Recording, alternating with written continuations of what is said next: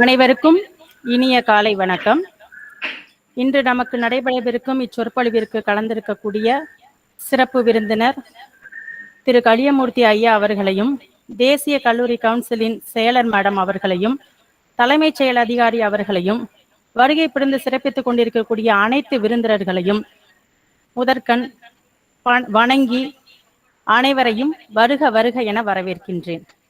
மருத்துவத்தால் தொண்டு புரிந்தவர், மகத்தான பண்பாளர், எடுத்த பணியில் வெற்றி கண்டவர், எப்பொழுதும் சேவை செய்பவர், நொடிபொழுதும் உழைப்பவர், நேரம் தவறாமல் பணியாற்றிய உத்தமர், தேசிய கல்லூரி கவுன்சிலின் முன்னாள் துணைத் தலைவர், பொழுதுகளின் சேர்க்கை நாள், நாளின் சேர்க்கை வாரம், வாரத்தின் சேர்க்கை மாதம், மாதத்தின் சேர்க்கை ஆண்டு, ஒவ்வொரு நாளும் அயராது உழைத்து உன்னத உழைப்பால் உயர்ந்து உலக உயிர்களை காத்து கல்வியில் கரை கண்டு அனைவருக்கும் கல்வி கிடைக்க பற்பல பணிகள் புரிந்த உத்தமருக்கு இன்று மகுடம் சூட்டும் விழா.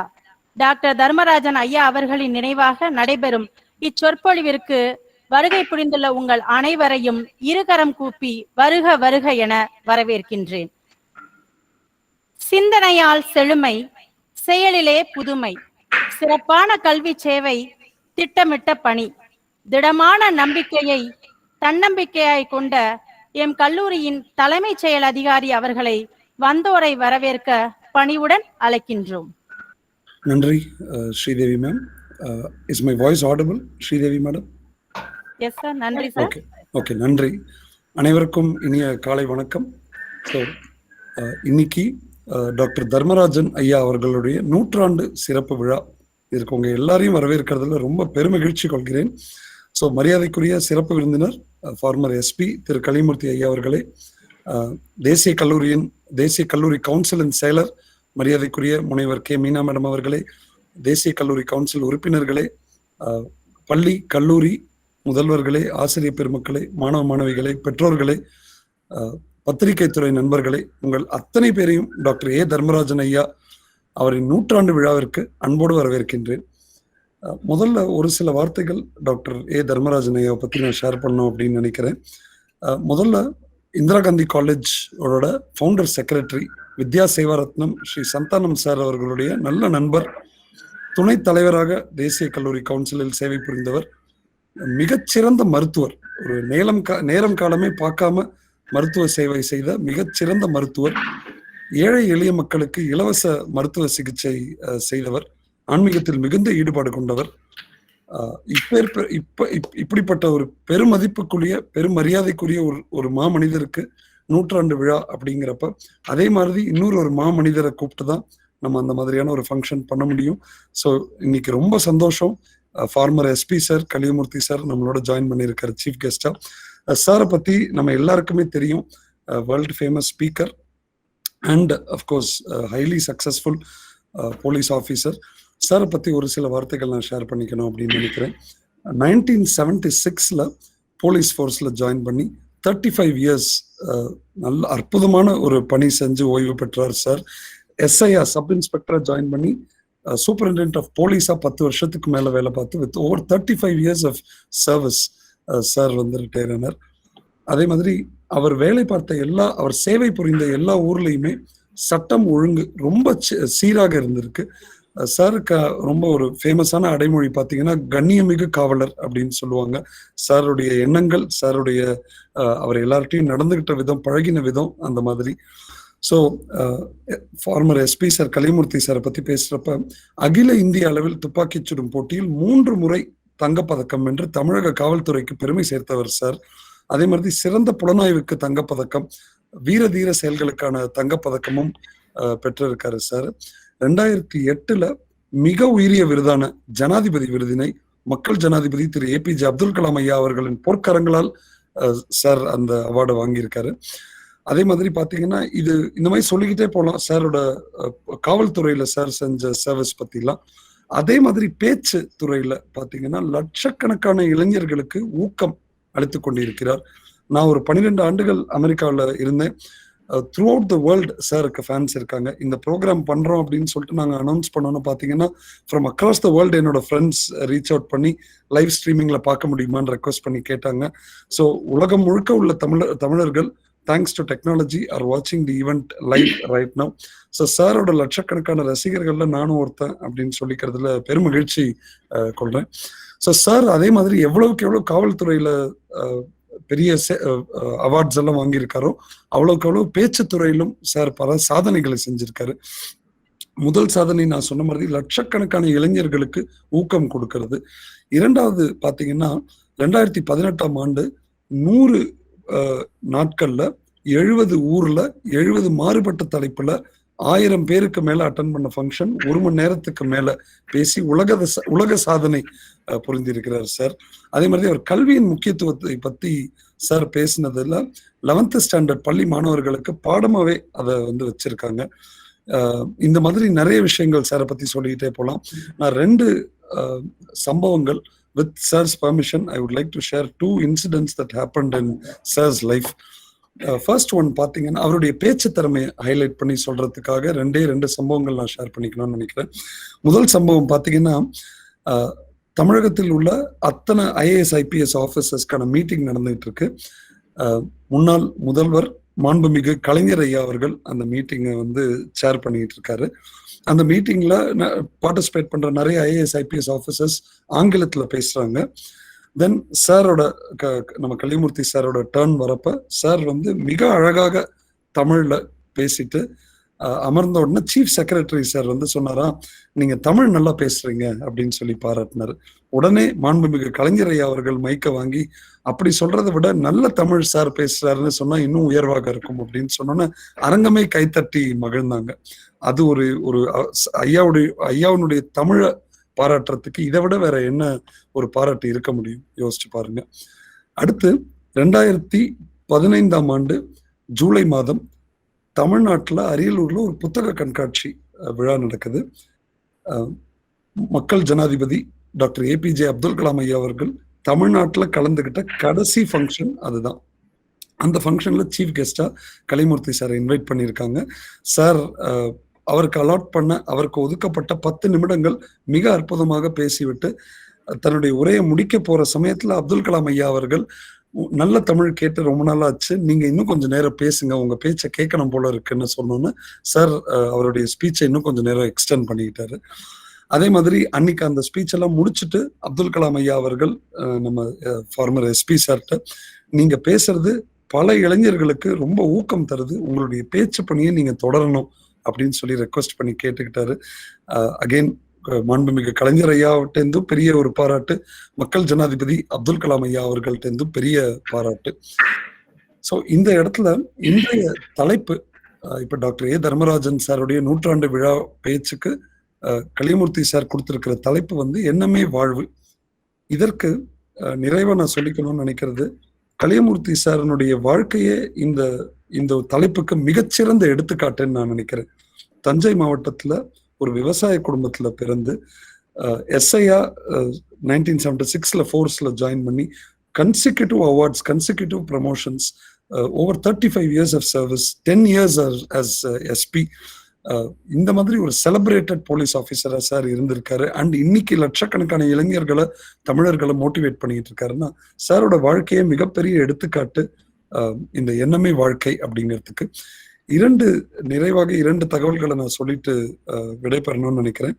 ஒண்ணு வால்ட் டிஸ்னி அவர்கள் அமெரிக்கால டிஸ்னி அப்படிங்கிற நிறுவனம், இன்னைக்கு மிக்கி மவுஸ் அப்படிங்கிற டிஸ்னி தீம் பார்க்ஸ்னு சொல்றோம், இதெல்லாம் உருவாக்கின வால்ட் டிஸ்னி அவர்கள் சொன்னது, if you can dream it you can do it அப்படின்னாரு. அதே மாதிரி மறைந்த மக்கள் ஜனாதிபதி ஐயா அவர்கள் அப்துல் கலாம் ஐயா அவர்கள் கனவு காணுங்கள் அப்படின்னு மாணவர்களை சொன்னார். இது 2மே ஐயாவுடைய கலியமூர்த்தி ஐயாவுடைய வாழ்க்கைக்கு மிக பொருத்தமாக இருக்கின்ற வாசகங்கள். ஸோ இந்த ஃபங்க்ஷனை பார்த்துட்டு இருக்கிற அத்தனை ஸ்டூடெண்ட்ஸ்க்கும் நான் ஒரு திருக்குறளை மேற்கோள் காட்டிட்டு உங்கள்ட்ட இருந்து விடைபெறணும்னு நான் நினைக்கிறேன். வெள்ளத்தனையும் மலர் நீட்டம் மாந்தர்தம் உள்ளத்தனையது உயர்வு, your attitude decides your altitude. So with that மறுபடியும் ஐயா அவர்களை வருக வருக என்று வரவேற்கின்றேன். தேசிய கல்லூரி கவுன்சிலின் செயலர் மேடம் அவர்களையும் உறுப்பினர்களையும் மற்ற எல்லாரையும் அன்போடு வரவேற்கின்றேன். நன்றி, வணக்கம். வரவேற்றல் தமிழரின் மாண்பு என்பதற்கு இணங்க வசந்த தமிழில் வரவேற்புரையாற்றிய எம் கல்லூரியின் தலைமைச் செயல் அதிகாரி அவர்களுக்கு மிக்க நன்றி. சாதனைகள் பல படைத்து சரித்திர பக்கங்களை தனதாக்கி கொண்டவர். படைப்பாற்றல் மிகுந்த பேராளர், பெண்ணலம் பேணுபவர், கல்வியில் சிறந்தவர், தேசிய கல்லூரி கவுன்சிலின் செயலர். மதிப்பிற்கும் மரியாதைக்கும் உரிய மேடம் அவர்களை தலைமை உரையாற்ற பணிவுடன் அழைக்கின்றோம். இன்றைக்கு நம்முடைய தேசிய கல்லூரி கவுன்சிலினுடைய past vice president doctor Dharmarajan ஐயா அவர்களின் பர்த் சென்டினரி 100வது பிறந்த நாள். இந்த நன்னாளில் அவருடைய நினைவாக நடைபெற போகின்ற சிறப்பு சொற்பொழிவில் கலந்து கொண்டுள்ள உங்கள் அனைவரையுமே நன்றி கலந்த வணக்கம் என்று கூறுவதில் பெருமைப்படுகிறேன். டாக்டர் தர்மராஜன் ஐயா அவர்களும் நம்முடைய கவுன்சிலின் துணைத் தலைவராக இருந்து ஃபவுண்டர் செக்ரட்டரி சாரோடு பல பணிகளை அவர்கள் இணைந்து செய்துள்ளார்கள். அவரின் நினைவாக நடக்கின்ற இந்த சொற்பொழிவிற்கு தலைமை ஏற்று சிறப்பிப்பதில் இந்த வாய்ப்பை நல்கிய அத்தனை நல்ல உள்ளங்களுக்கும் நிர்வாக குழுவுக்கும் நான் நன்றி தெரிவிக்க கடமைப்பட்டுள்ளேன்.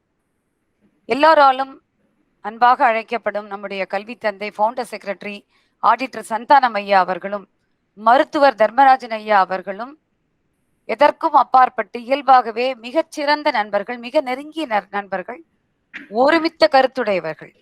மகளிர் கல்வி அவர்களுடைய வாழ்க்கையின் மகத்தான சாதனை என்ற கூற்றினை இருவருமே உணர்ந்தவர்கள்.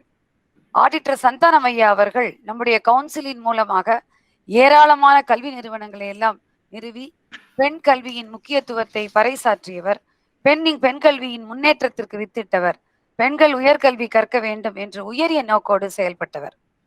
மருத்துவர் தர்மராஜன் ஐயா அவர்களும் அதே நோக்கத்தோடு அதே குறிக்கோளோடு தன்னுடைய மகளை அந்த காலத்திலேயே மருத்துவ உயர்கல்வி படிப்பதற்கு சண்டிகர் வரை சென்று படிக்க அனுமதி அளித்து அதை நடத்திய நிகழ்வு என்பது பெண்களுடைய உயர்கல்விக்கு அவர் அளித்த முக்கியத்துவத்தை நமக்கு மிக தெளிவாக்குகிறது. இருவருமே நம்முடைய கவுன்சிலின் முன்னேற்றத்திற்கு இணைந்து பணியாற்றினார்கள் என்பது மிகவும் பெருமைக்குரிய விஷயமாகும். மேலும் இந்த மாமனிதரின் நினைவாக நடந்து கொண்டிருக்கும் இந்த சிறப்பு சொற்பொழிவை சிறப்புரையாற்ற வந்திருக்கின்ற சிறப்பு விருந்தினர் மரியாதைக்குரிய எஸ்பி சார் அவர்களை பற்றி வரவேற்புரையில் நம்முடைய கவுன்சிலின் சிஇஓ அவர்கள் தெளிவாக அவர்களுடைய சாதனைகளையும் அவர் வாங்கிய விருதுகளையும் அவருடைய அயராத அளப்பரிய பணிகளையும் பற்றி மிகச் சிறப்பாக எடுத்துரைத்தார்கள். என்னை பொறுத்தவரை நான் சொல்ல நினைப்பது, கலியமூர்த்தி சார் எஸ்பி சார் அவர்கள் பெண்ணுரிமை என்ற தலைப்பில் தஞ்சை தமிழ் பல்கலைக்கழகத்தில் ஆராய்ச்சி மாணவராக ஆராய்ச்சி படிப்பை மேற்கொண்டுள்ளார்கள் என்ற செய்தி உங்கள் அனைவரையும் வியக்க வைக்கும் என்றால் கூட தொடர்ந்து படித்துக் கொண்டே இருக்கின்ற மிகச்சிறந்த கல்வியாளர் அவர். இந்த செய்தியின் மூலமாக நாம் என்ன தெரிந்து கொள்கிறோம் என்றால், வித்யா சேவாரத்னம் நம்முடைய ஃபவுண்டர் செக்ரட்டரி சார் ஐயா அவர்களும் மருத்துவர் தர்மராஜன் ஐயா அவர்களும் மற்றும் இன்றைய சிறப்பு சொற்பொழிவாளர் மரியாதைக்குரிய எஸ்பி சார் அவர்கள் ஆகிய மூவருமே பெண்கள் கல்விக்கு முக்கியத்துவம் அளித்தவர்கள் என்பதை நான் மிகுந்த மகிழ்ச்சியோடு நான் தெரிவிக்க கடமைப்பட்டிருக்கிறேன். டாக்டர் தர்மராஜன் ஐயா அவர்கள் மருத்துவத்துறையில் ஆற்றியுள்ள சேவைகள் அளப்பரியது. இரவு பகல் என்று பாராமல் மருத்துவ சேவையில் தன்னை அர்ப்பணித்துக் கொண்டு செயல்பட்ட மிகவும் சிறந்த மருத்துவர், மாமனிதர். நேரம் தவறாமை, ஹி இஸ் வெரி பங்க்சுவல் என்று சொல்லுவார்கள். நேரம் தவறாமை அவருடைய மிகச்சிறந்த குணமாகும். இன்னும் சொல்ல போனால் அவர் கிளினிக்கில் காலை முதல் இரவு வரை பணி செய்து இடையே சில நேரங்களில் அவர்கள் நடந்தோ சைக்கிளிலோ மாட்டு வண்டியிலோ என்று பார்க்காமல் அனைத்து கிராமங்களுக்கும் சென்று சிகிச்சை அளித்தவர். பல பேருக்கு இலவச சிகிச்சை செய்த மிகச்சிறந்த மருத்துவர் என்று நாம் சொல்லலாம். ஒரே வரியில் நாம் சொல்ல வேண்டும் என்று சொன்னால், மருத்துவ பணிக்கு தன்னை அர்ப்பணித்து செயல்பட்ட மா மனிதரின் 100ஆண்டு பிறந்த நாள் விழாவை நாம் வெகு சிறப்பாக கொண்டாடி கொண்டிருக்கின்றோம். டாக்டர் தர்மராஜன் ஐயாவின் 100வது பிறந்த நாளில் நினைவாக நம்முடைய கவுன்சிலின் சார்பாக சிறப்பு சொற்பொழிவு நடைபெறுவதில் மிகுந்த பெருமைப்படுகிறோம். இதைத்தான் சிஇஓ அவர்கள் சிறப்பு விருந்தினரை பற்றியும் இந்த சொற்பொழிவு குறித்து மிகச் சிறப்பாக அவர்களுடைய வரவேற்புரையில் எடுத்துரைத்தார்கள். எண்ணமே வாழ்வு என்று இணைய வழி சிறப்புரை ஆற்ற உள்ள நம்முடைய சிறப்பு விருந்தினரை பற்றி சொல்ல அறிமுகம் தேவையில்லை என்றால் கூட அவர் சொல்லாத ஒரு சில கருத்துக்களை நான் சொல்ல விரும்புகின்றேன். ஒரே வார்த்தையில் சொல்ல வேண்டும் என்றால், நம்முடைய எஸ்பி சார், மரியாதைக்குரிய எஸ்பி சார் அவர்கள் மிகச்சிறந்த மனிதர், மிகச்சிறந்த கல்வியாளர். அவருடைய சிந்தனையின் மூலமாக, கருத்துக்கள் மூலமாக மற்றவர்களை சிந்திக்க வைப்பவர், இளைஞர்களின் சிந்தனையை தூண்டும் விதம் எழுச்சி உரை ஆற்றுபவர், ஆராய்ச்சியாளர், பெண் உரிமை என்ற தலைப்பில் ஆராய்ச்சி படிப்பை மேற்கொண்டுள்ளார். ஆகிய இத்தனை பன்முகம் கொண்டுள்ள நம்முடைய மரியாதைக்குரிய எஸ்பி சார் அவர்களுக்கு அறிமுகம் தேவையில்லை என்றுதான் நான் நினைக்கிறேன். பொதுவாகவே வாழ்க்கையில் எண்ணங்களும் செயல்களும் ஒன்றை ஒன்று சேர்ந்தே பயணிக்கும் என்ற கூற்றிற்கேற்ப ஊக்க உரையை எந்நாளும் அளிப்பவர். எண்ணங்கள் வண்ணமானால் வாழ்க்கை வசமாகும், வானமும் வசப்படும் என்ற கூற்று எப்பயுமே ஒருவருடைய வாழ்க்கையில் அவர்களுடைய எண்ணங்கள் மூலமாகத்தான் அவரை உயர்த்த முடியும். அதை நன்றாக தெரிந்து வைத்துக் கொண்டு அவர் தேர்ந்தெடுத்த தலைப்பு எண்ணமே வாழ்வு என்ற தலைப்பு அற்புதமான தலைப்பு என்பதை நான் பதிவு செய்ய விரும்புகிறேன். அந்த தலைப்பில் உரையாற்ற உள்ள சிறப்பு விருந்தினர் அவர்கள் மிகச் சிறப்பாக அனைவரையும் ஈர்க்கும் வண்ணம், கவரும் வண்ணம் அவர்களுடைய சிந்தனைகளை எல்லாம் அவர் சொற்பொழிவில் சொல்ல உள்ளார்கள். இத்தகைய மிகச் சிறப்பு வாய்ந்த வரலாற்று சிறப்புமிக்க கவுன்சிலின் சார்பாக நம்முடைய முன்னாள் வைஸ் பிரசிடென்ட் ஆஃப் த கவுன்சிலுடைய பர்த் சென்டினரி அன்று இந்த சொற்பொழிவு நடைபெறுகிறது என்பதை, கவுன்சிலின் மூலமாக நடைபெறுகிறது என்ற பெருமைக்குரிய விஷயத்தினை மீண்டும் ஒரு முறை நினைவு கூர்ந்து, வாய்ப்பளித்த தலைமை ஏற்க வாய்ப்பளித்த அனைத்து நல்ல உள்ளங்களுக்கும் நிர்வாக குழுவுக்கும் நன்றி பாராட்டி விடைபெறுகிறேன். நன்றி, வணக்கம். எண்ணங்களும் செயல்களும் வாழ்வின் ஏடிப்படிகள் என்று தக்கதொரு தலைமை உரையாற்றிய எம் கல்லூரி செயலர் மேடம் அவர்களுக்கு மிக்க நன்றி. மக்கள் நேச காவலர், மகத்தான சேவகர், மாசில்லா புகழ் கொண்டவர், குற்றவாளிகளுக்கு சிம்ம சொப்பனமாய் திகழ்ந்தவர், குற்றங்களை களைபவர், குணத்தால் சிறந்தவர், குன்றின் மேலிட்ட விளக்காய் ஒளிரும் எண்ணமே வாழ்வு என்னும் தலைப்பில் சிறப்புரையாற்ற வந்திருக்கும் முன்னாள் காவல்துறை கண்காணிப்பாளர் திரு களியமூர்த்தி ஐயா அவர்களை சிறப்புரையாற்ற பணிவுடன் அழைக்கின்றோம். அமுதான தமிழே நீ வாழி,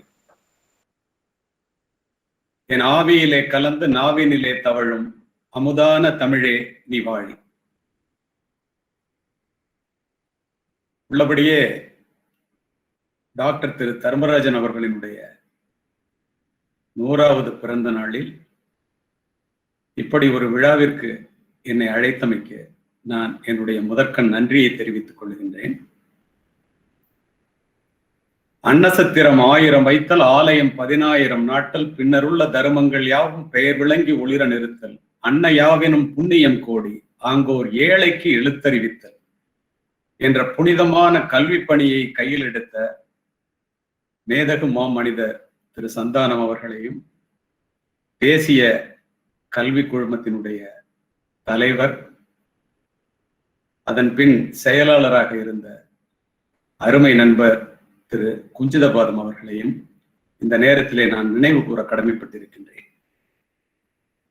ஆணும் பெண்ணும் நிகரனக் கொண்டால் அறிவில் ஓங்கி வையம் தழைக்கும், எட்டும் அறிவில் ஆணுக்கு இங்கே பெண் இளைப்பிள்ளைதான், பட்டங்கள் ஆழ்வதும் சட்டங்கள் செய்வதும் பாரினில் பெண்கள் செய்ய வந்தோம் என்ற பாரதியினுடைய வரிகளுக்கு இணங்க இந்த விழாவிற்கு தலைமை பொறுப்பேற்றிருக்கும் முன்னாள் துணைவேந்தர் அன்பு சகோதரி திருமதி மீனா அவர்களே, தொட்டனைத்தோர் மணற்கேணி மாந்தற்கு கற்றனைத்தோறும் அறிவு என்று இந்தியாவிலும் அமெரிக்காவிலும் கற்று தெளிந்து மிகப்பெரிய ஒரு பொறுப்பினை ஏற்று விளையும் பயிர் முளையிலேயே என்ற வரவேற்புரையை பார்த்ததிலேயே நான் உணரும்படி செய்து மிகப்பெரிய பொறுப்பினை ஏற்று சாதிக்க காத்திருக்கும் சிஇஓ தம்பி சந்திரசேகர் அவர்களே,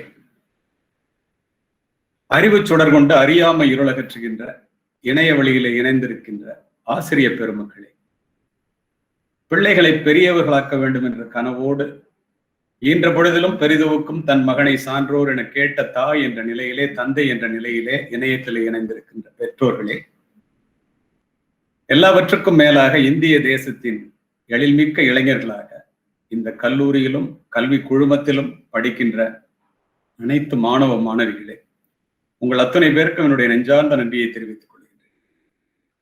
தலைப்பிற்குள் செல்லுவதற்கு முன் இந்தியா ஒரு சோதனையான காலகட்டத்தை கடந்து வந்து கொண்டிருக்கின்றது.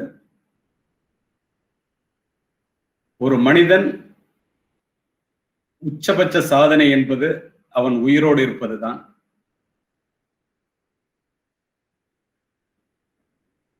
நாம் இறப்பதற்கு குறிக்கப்பட்ட தேதிக்கு முன்னால் நாம் இறக்கக்கூடாது. One should not die before the due என்று சொல்லுவார்கள்.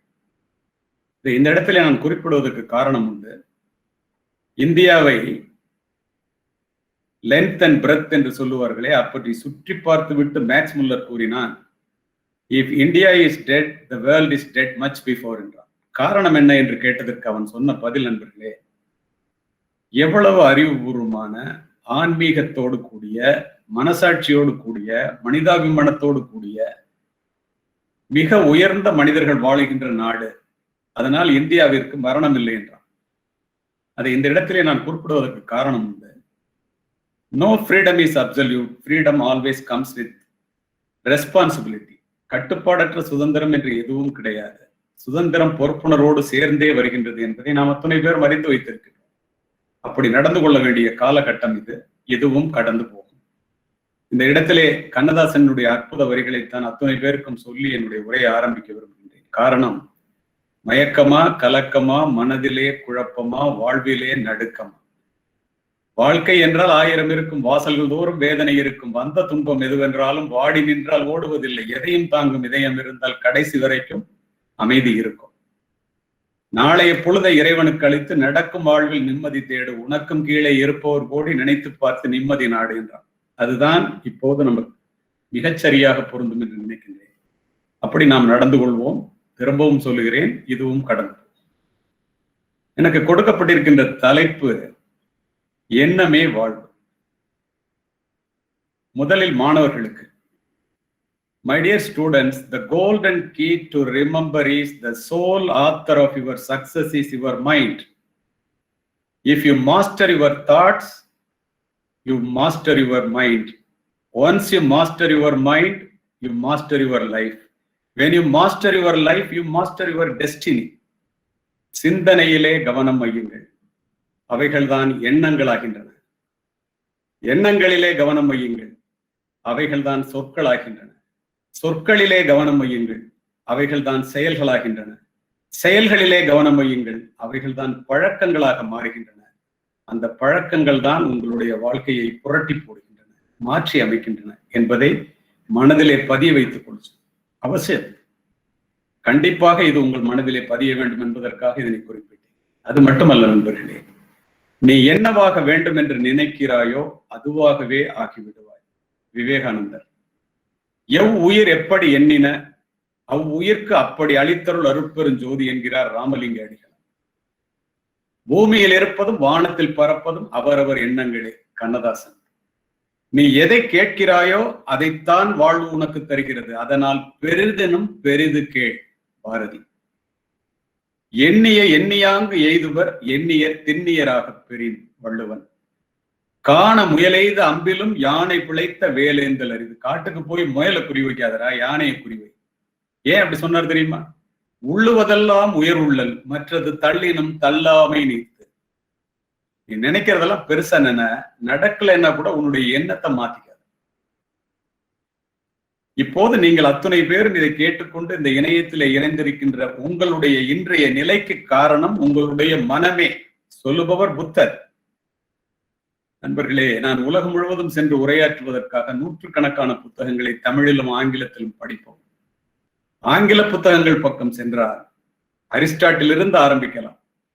உலகத்தில் பிறந்த ஜீவராசிகளிலேயே மிகச்சிறந்த ஜீவராசி மனிதன்.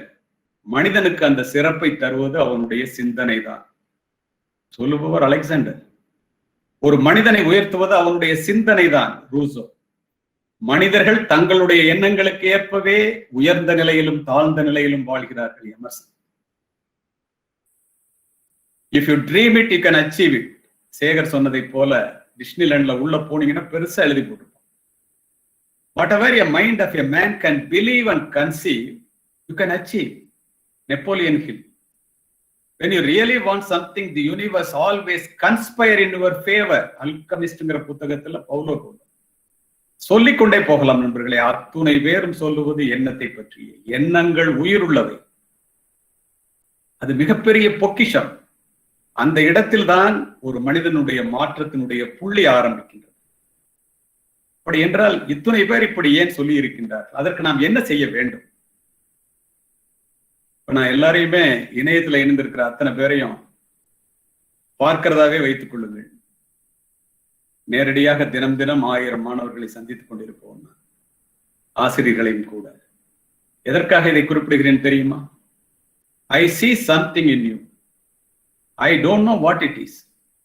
You have to find it out. You and I are unique. But all of us have something special that makes you beautiful. Do you know what makes you special? When you find it out, you are successful. அவ்வளவுதான். சரி, நம்மகிட்ட இருக்கிற சக்தி என்ன, நம்மகிட்ட இருக்கிற திறமை என்ன, நம்முடைய விருப்பம் என்ன, பேஷன் கண்டுபிடிச்சாச்சு. அதுக்கப்புறம் take it an idea. Make that one idea your life. Think of it, dream of it, live on that idea. Let your brain, muscles, nerves and every part of your body be full of that idea.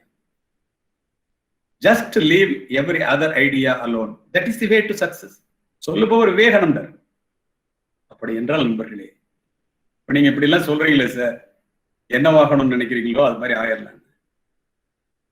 உங்களுடைய செயலாளர் கல்வித்துறையிலே மிக உயர்ந்த பதவியான துணைவேந்தர் பதவியை அடைய வேண்டும் என்று எண்ணினார், நடந்தது. அமெரிக்காவிலே போய் படிக்க வேண்டும் என்று நினைத்தார், சேகர், நடந்தது. நான் காவல்துறை அதிகாரியாக வேண்டும் என்று நினைத்தேன், நடந்தது. எண்ணிய எண்ணியாங்கு எய்துவர், எண்ணியர் திண்ணியராக பெறின் என்று குறிப்பிட்டேனே இதற்காகத்தான். என்னுடைய அருமை நண்பர் மாவட்ட கலெக்டராக வேண்டும் என்று நினைத்தார், என்னுடனேயே பணிபுரிந்தார். இது எதற்காக சொல்லுகின்றேன் தெரியுமா? மனித மனதினுடைய வலிமை மிகப்பெரிய. அந்த வலிமையை உணராத காரணத்தினால் நம்முடைய எல்லைக்கோட்டை நாமே சுருக்கிக் கொள்கிறோம். All power is within you. You can achieve anything and everything. Don't believe that you are weak. இதை சொல்லுபவரும் விவேகானந்தரே அனுபவபூர்வமாக சொல்லுகிறார். மனதினுடைய வலிமையை முழுமையாக உபயோகித்தவன் உலகத்திலே இல்லை. மிகப்பெரிய அறிவாளிகள் கூட தன்னுடைய மனதினுடைய வலிமையில் பாதியைத்தான் உபயோகித்திருக்கிறார்கள் என்று ஆய்வுகள் குறிப்பிடுகின்றன. அப்படி என்றால் அந்த வலிமையை அதிகமாக உபயோகப்படுத்துவதற்கு என்ன செய்ய வேண்டும்? Mind is a very good master and it is a wonderful servant. நீ உன்னுடைய மனதை அடக்கு, இல்லாவிட்டால் அந்த மனம் உன்னை அடக்கிவிடும். அதற்கு என்ன செய்ய வேண்டும்? எப்படி சிந்தனை சிதறல் இல்லாமல் சூரிய ஒளியிலிருந்து வருகின்ற கிரணங்களை ஒரு லென்ஸின் மூலமாக ஒரு பேப்பரில் ஒரே புள்ளியில் குவித்தால் அது பற்றி எரிகிறதோ, கெட்ட எண்ணங்கள் மனதிலே போகாமல் நல்ல எண்ணங்களை நீங்கள் மனதிலே வைத்து பாதுகாக்க பழகி கொண்டீர்களே, ஆனால் எந்த விதமான சிந்தனை சிதறலும் இன்றி உங்களுடைய எண்ணங்கள் நிறைவேறும். இதுதான் மனித வாழ்வியலினுடைய அடிப்படை நண்பர்களே. இளைய சமுதாயத்தினர் இதை இப்போதே நீங்கள் புரிந்து கொள்ள வேண்டும் என்பதற்காக இதனை நான் பதிவு செய்கின்றேன். உள்ளே பார்க்கிறவன் வெற்றி அடைகிறான், வெளியிலே பார்க்கிறவன் கனவு காண்கிறான். சொல்லுபவர் கன்ஃபியூசியஸ் என்ற மாபெரும் அறிஞர். அது மட்டுமல்ல, கற்பனை அறிவை விட மேலானது. சொல்லுபவன் ஆல்பர்ட் ஐன்ஸ்டீன். நீ கற்பனை பண்ணி பாரு, நீ என்ன ஆகணும்னு கற்பனை பண்ணி பாரு, ஆயிட்டதான் இப்பவே நினை. Always imagination is very important then knowledge என்று குறிப்பிடுகின்றார். அதோடு மட்டுமல்ல நண்பர்களே, இந்த இடத்திலே உங்களுக்கு ஒன்றை குறிப்பிடுகின்றேன். தினமும் நீங்கள் செய்வதையே செய்து கொண்டிருந்தால் அதன் விளைவுகள் ஒரே மாதிரியாகத்தான் இருக்கும். இன்னும் தெளிவாக சொல்ல வேண்டும் என்றால், எல்லோரும் பயணிக்கின்ற பாதையிலே நீனும் பயணித்தால் எல்லோரும் சென்றடையும் ஊரைத்தான் நீயும் சென்றடைவார். யாருமே சாதிக்காததை நீ சாதிக்க வேண்டும் என்றால் யாருமே முயற்சிக்காததை நீ முயற்சிக்க வேண்டும். என்னுடைய வாழ்க்கையே சொல்லுகின்றேனே, நான் ஒரு காவல்துறை அதிகாரி. 35 ஆண்டுகள் துப்பாக்கியை தூக்கி கொண்டே தெரிந்தவன். எனக்கும் இந்த மேடை பேச்சுக்கும் என்ன சம்பந்தம்? சிந்தித்து பாருங்கள். 35 ஆண்டுகள் பணி நிறைவு பெற்ற பிறகு நான் கற்றதையும் பெற்றதையும் இந்த சமூகத்திற்கு கொடுக்க வேண்டும் என்று நினைத்த நேரத்திலே இந்த இடத்திலே நான் ஒன்றை குறிப்பிட விரும்புகின்றேன். உங்களுடைய செயலாளர் அவர்கள் கூறினார் அல்லவா, MA தமிழ் படித்தேன், அதுக்கப்புறம் இப்போ PhD பண்ணிட்டு இருக்கேன். அதுக்கு உந்து சக்தி அவர்கள் தான், என்னை படிக்க சொல்லி சொன்னதே அவர்கள் தான். இது இந்த நேரத்திலே நான் தலை நிமிர்ந்து பதிவு செய்ய கடமைப்பட்டிருக்கின்றேன். நான் எஸ்பியா இருக்கும்போது நீங்க எம்ஏ தமிழ் படிங்க சார் அப்படின்னா, அப்போ அவங்க துணைவேந்தர். நான் சொன்னேன், எனக்கு அதுக்கெல்லாம் நேரமே கிடையாது மேடம். இல்லை சார், நீங்க படிச்சல ரொம்ப ஈஸி தான். நாங்க ரிட்டையர்ட் ஆனதுக்கு அப்புறம் பேச ஆரம்பித்து உலகம் முழுவதும் பேச ஆரம்பிக்கும் போது நீங்க பிஹெச்டி பண்ணுங்க சார். தினம் தினம் ஒரு மாதத்திற்கு 25 கூட்டங்கள் ஏறிக்கொண்டிருந்த நான் இன்று முடிக்கும் தருவாயில் இருக்கின்றேன் என்றால், ஆசிரியர் பணியில இருப்பவர்கள் யாரை பார்த்தாலும் படிக்க சொல்லுவதே அவர்களுடைய நோக்கமாகவே இருந்திருக்கின்றது. இப்ப எதுக்கு இந்த இடத்துல உங்ககிட்ட சொல்றேன்னா, நண்பர்களே, 50 ஆண்டுகளாக இந்த பேச்சுத்துறையிலே இருப்பவர்களிடம் நான் 5 ஆண்டுகளிலே தொடர் வாசிப்பின் மூலமும் கடின உழைப்பின் மூலமும் நான் பெற்றதையும் கற்றதையும் ஒன்று சேர்த்து கொடுக்கும் போது, இந்த காவல்துறை என்னை தமிழகத்திற்கு அறிமுகப்படுத்தியது. ஆனால் இந்த பேச்சுத்துறை என்னை உலகத்திற்கு அறிமுகப்படுத்தி இருக்கிறது. நம்ம சேகர் சொன்னதை போல என்றால் என்ன காரணம் என்று நினைக்கின்றீர்கள்? மாற்றி யோசியுங்கள். எல்லாரும் செய்யறதை செய்யாம நம்ம வித்தியாசமா செய்யணும்னு நினைச்சு அதுக்கான முயற்சியில ஈடுபட்டு கடுமையான உழைச்சா வெற்றி உங்கள் வீட்டு கதவை வந்து தட்டும். அவ்வளவுதான். இதற்கு என்ன தேவை? அடிப்படை தேவை கல்வி. எல்லாரும் தான் படிக்கணும்னு நினைக்கிறோம். ஆனா எல்லாராலையும் எதையுமே சாதிக்க முடியலையே. என்ன காரணம்? இந்த படிப்பு, அதனுடைய அருமை, அதை நாம் முழுமையாக அறிந்திருக்கின்றோமா, அல்லது பணம் சம்பாதிப்பதற்கு மட்டும்தான் படிப்பு என்று நினைக்கின்றோமா என்று கேட்டால், கல்வியினுடைய பயன் கடலளவு பெரியது நண்பர்களே. அதை புரிந்து கொள்ள வேண்டியது நாம் தான். கல்வி ஏழைகளுக்கு செல்வம், செல்வர்களுக்கு அணிகலன், வீட்டிற்கு விளக்கு, நாட்டிற்கு நன்மை, பெண்களுக்கு பாதுகாப்பு. இதை புரிந்து கொள்ள வேண்டும். அதோடு மட்டுமல்ல, படிக்காமல் இருப்பதை விட பிறக்காமல் இருப்பதே மேல் என்றான் பேரறிஞன் பிளேட்டோ. இந்த உலகத்தையே மாற்றக்கூடிய ஒரு ஆயுதம் உண்டு. அந்த ஆயுதத்தினுடைய பேர் கல்வி என்று சொன்னவர் நெல்சன் மண்டேலா. பெற்ற பிள்ளை கைவிட்டாலும் கற்ற கல்வி கைவிடாது சொன்ன ஒரு மகாத்மா காந்தி. ஏன் இவர்கள் எல்லாம் இப்படி சொன்னார்கள்? எதனால் சொன்னார்கள்? நாம் சிந்திக்க வேண்டும் அல்லவா? தமிழ் இலக்கியங்களிலே உள்ளே போனீர்களே, ஆனால் இந்த கல்வியை பற்றி சுருங்க சொல்லி விளங்க வைப்பதிலே தமிழனுக்கும் தமிழ் மொழிக்கும் நிகர் உலகத்தில் வேறு யாரும் இல்லை என்று நிமிர்ந்து சொன்ன காரணம், ஓதாமல் ஒரு நாளும் இருக்க வேண்டும். உலக நீதி. இளமையில் ஆத்திச்சூர். கல்வி கரையில கற்பவர் நாள் சில. நாளடியார். கற்கை நன்றே கற்கை நன்றே பிச்சை புகினும் கற்கை நன்றே. பிச்சை எடுத்தாவது படிக்கிறான். நான் சொன்னவன் அதிவீர ராமபாண்டியன் மன்னன்.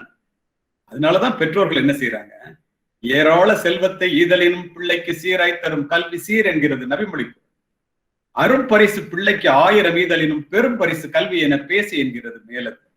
மன்னரும் மாசர கற்றோனும் சீர்தூக்கின் மன்னரில் கற்றோன் சிறப்புடையோன். மன்னருக்கு தன் தேசமெல்லாம் சிறப்பில்லை, கற்றோருக்கு சென்ற இடமெல்லாம் சிறப்பு. நினைச்சு பாருங்க. ஒரு மன்னனா இருந்தா கூட அவன் நாட்டுல தான்டா சிறப்பு. படிச்சுட்டா உலகத்துல எந்த மூலைக்கு போனாலும் சிறப்பு. படிக்கும் போது கஷ்டமா தான் இருக்கும். எல்லாரும் படின்னு வீட்டுல இப்ப சொல்லும் போதும் லாக்டவுன் நேரத்துல கூட படிக்க சொல்றாங்களே என்ன. ஆனா உங்களுக்கு தெரியுமா? மூத்தோர் சொல்லும் முதுநெல்லி கனியும் முன்னே கசக்கும் பின்னே இனிக்கும். தொடங்குங்கால் துன்பமாய் இன்பம் பயக்கும் மடம் கொன்று அறிவகற்றும் கல்வி. நெடுங்காமம் முற்பயக்கும் சின்னீர் இன்பத்தின் முற்றிலாய் பிற்பயக்கும் பீழை பெரிதுன்னு என்ன அர்த்தம்? படிக்க சொன்னா ஆரம்பத்துல கஷ்டமா தான்டா இருக்கும். வாழ்க்கை முழுவதும் நல்லது கிடைக்கும்.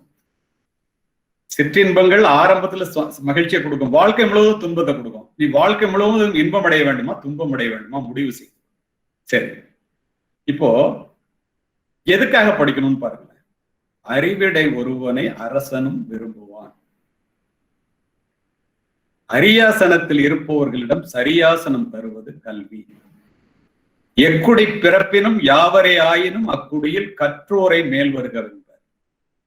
பணக்கார பிள்ளைகள் மகாலட்சுமியால் பிறரை ஆளும் போது நம்மை போன்ற ஏழை பிள்ளைகள் சரஸ்வதியால் மட்டுமே பிறரை ஆள முடியும். நானும் மாவட்ட ஆட்சித்தலைவரும் இந்த மாவட்டத்தை 5 ஆண்டுகள் ஆட்சி செய்தோம். பணத்தை வைத்துக் கொண்டா, நாங்கள் படித்த கல்வியின் மூலம் கிடைத்த அறிவை வைத்துக் கொண்டா, உங்களுடைய முடிவுக்கு விட்டு விடுங்க. தயவு செய்து சிந்தியுங்கள். அதற்காகத்தான் எல்லோரும் உங்களை படி என்கின்றார். படிக்கிறதுல சும்மா அறகுறையா பிடிச்சிட்டு சர்டிபிகேட் வாங்கிட்டு நானும் கிராஜுவேட்னு ரோட்ல நிக்கிறது அல்ல. காண மயிலாட கண்டிருந்த வான்கோழி தானும் அதுவாக பாவித்து தானந்தன் பொல்லாச்சிறகை விரித்து ஆடினார் போலாம் கல்லாதான் கற்றது. மயில் தோகையை விரிச்சு ஆடுறத பார்த்துட்டு வான்கோழி எனக்கும் தோகை இருக்கு அப்படின்னு ஆட நினைச்சா எவ்வளவு மோசமா இருக்குமோ. ஒழுங்கா படிக்காம 50 சப்ஜெக்ட்ல 30 சப்ஜெக்ட் அரியர்ஸ் வச்சு ஒவ்வொன்னா படிச்சு பாஸ் பண்ணி சர்டிபிகேட் வாங்கிட்டு வர்றதுக்கு பேர் கல்வி இல்லை. உங்களுக்கு தெரியுமா? 180 பேர் இந்தியாவிலே படித்து விட்டு வெளியில் வருபவர்கள் தே ஆர் அன்ட்ரெயினபிள். அன்எம்ப்ளாயபிள்ங்கிறான். எதற்காக இந்த கல்வி? அதை நீங்கள் ஒழுங்காக படித்தீர்களே என்றால் உங்கள் வீட்டு கதவை வந்து தட்டும் என்று நான் ஏன் சொல்லுகின்றேன்? திருந்த செய்ய வேண்டும் என்ற அடிப்படை நாம் புரிந்து கொள்ளாததுதான் அதற்கு காரணம். வாளினுடைய கூர்மையும் நூலினுடைய கூர்மையும் மட்டுமே இந்த நாட்டை ஆள்கிறது. நன்றாக புரிந்து கொள்ளுங்கள் இளைய சமுதாயமே, நன்றாக புரிந்து கொள்ளுங்கள். காலப்போக்கிலே வாளினுடைய கூர்மை முனைமழுங்கி நூலினுடைய கூர்மை மட்டுமே விஞ்சி நிற்கின்றது. கூர்திட்டப்படாத எதுவுமே முனைமழுங்கி போய்விடும். நம்முடைய மூளையும் அவ்வாறு. நம்முடைய மூளை கூர்திட்டப்பட வேண்டும் என்றால் தொடர்ந்து நல்ல புத்தகங்களை படிக்க வேண்டும். ஏன் தெரியுமா? நீரளவே ஆகுமாம் நீராம்பல், தான் கற்ற நூலளவே ஆகுமாம் நுண்ணறிவு. நமக்கு நிறைய ரோஜா பூக்கள் வேண்டும் என்றால் நிறைய ரோஜா செடிகளை நட வேண்டும். நமக்கு நிறைய அறிவு வேண்டும் என்றால் நிறைய புத்தகங்களை படிக்க வேண்டும். இது உள்ளங்கை நெல்லிக்கனி. எத்தனை பேர் செய்கின்றோம்? இப்போது வீட்டிலேயே இருக்கின்றீர்களே, ஆசிரியர்களாக இருக்கட்டும், மாணவர்களாக இருக்கட்டும், எவ்வளவு படிப்பதற்கு வாய்ப்புகள் இருக்கிறது? அதை செய்கிறோமா என்பதுதான். நாளை நாளை என்று தள்ளி போடுகின்றோமே. அழகான ரவீந்திரநாத் வரிகளினுடைய, தாகூர் அவர்களுடைய வரிகளை குறிப்பிடுகின்றேன். The spring has passed, the summer has gone, and the winter is here. But the song I mean to sing remain unsung. These words were the words of a man whose heart is filled with full of regret over the half-lived life. What he wants to insist is the time to building your legacy is today, not after 10 years when you have more time. நீங்கள் எதை செய்ய வேண்டும் என்று நினைத்தாலும் நாளை நாளை என்று தள்ளி போட்டால் நாளை என்பது இல்லை என்பதற்கு அடையாளம் நண்பர்களே. இப்பொழுதே ஆரம்பிக்க கற்றுக்கொள்ளுங்கள். உலகம் போட்டி நிறைந்த உலகம். சர்வைவல் ஆஃப் த ஃபிட்டஸ்ட் என்று அதற்காகத்தான் சொல்லுகின்றார். Leaders are readers and readers are leaders. Today a leader, tomorrow a reader. Anyone who stops learning is old.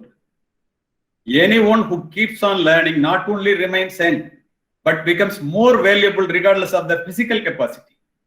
A question was asked, what is the biggest regret in your life was? The Toxo superstar Larry King replied, I should have been better rooted through the great books in my early days. எந்த சப்ஜெக்டை கொடுத்தீங்கன்னாலும் கையில paper இல்லாம பேசுற Larry king அவன்கிட்ட போய் கேட்கறாங்க, நீ சின்ன வயசுல செஞ்ச தப்பு என்னடான்னு. நான் நிறைய புத்தகங்கள் இருந்துச்சு, என்னை சுத்தி லைப்ரரியா இருந்துச்சு, படிக்காம விட்டுட்டாங்க.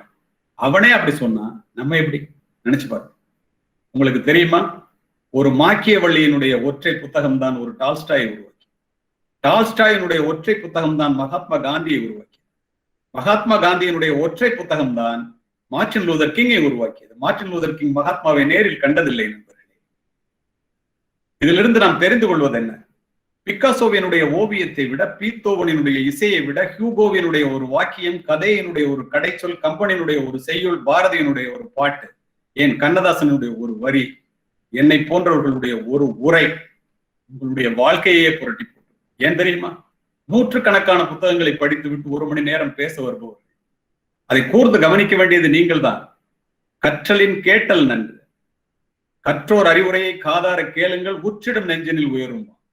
இதெல்லாம் தெரிஞ்சு படிக்கணும் அப்படின்னு சொன்னா அதை நீங்கள் புரிந்து கொள்ள வேண்டும். ரஷ்ய புரட்சிக்கு பிறகு செஞ்சதுக்கத்தில் நின்று லெனின் உரையாற்றி கொண்டிருந்தார். கூடியிருக்கின்ற மக்களை பார்த்து லெனின் சொன்னான், இந்த ரஷ்யாவை அமெரிக்காவை விட மிகப்பெரிய வல்லரசாக மாற்றி காட்ட என்னால் முடியும். அதற்கு உங்களுக்கு 3 கடமைகள் என்றார். ஒரு பெண் எழுந்து என்ன என்று கேட்டால் படியுங்கள். ஒரு இளைஞர் எழுந்த 2வது கடமை படியுங்கள். ஒரு முதியவர் எழுது 3வது கடமை என்ன என்று கேட்டால் படியுங்கள் என்றே சொன்னார். ஏன்? யாரெல்லாம் இன்று புத்தகங்களை நோக்கி தலை குனிகிறீர்கள் அவர்கள் அத்துணை பேரும் நாளை இந்த உலகத்திற்கு முன்னால் தலை நிமிரலாம் என்பது சத்தியம். அதுதான் உண்மை. செல்ல நோண்டிட்டு இருக்கிற நேரத்துல நீங்க புத்தகங்களை படித்து பாருங்களேன், வாழ்க்கை உங்களுக்கு எப்படிப்பட்ட மாற்றத்தை கொடுக்கிறது என்று.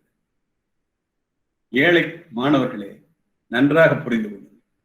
பெற்றோர்கள் படுகின்ற பாட்டை வயலிலும் வரப்பிலும், அலுவலகத்திலும் வீட்டிலும், குளிரிலும் பனியிலும், வெயிலிலும் மழையிலும் முதுகெலும்போடைய பாடுபட்டு முழு வயிறு காணாமல் உங்களை வளர்த்தெடுத்து படி படி என்று சொல்கிறார்களே, ஏன் தெரியுமா?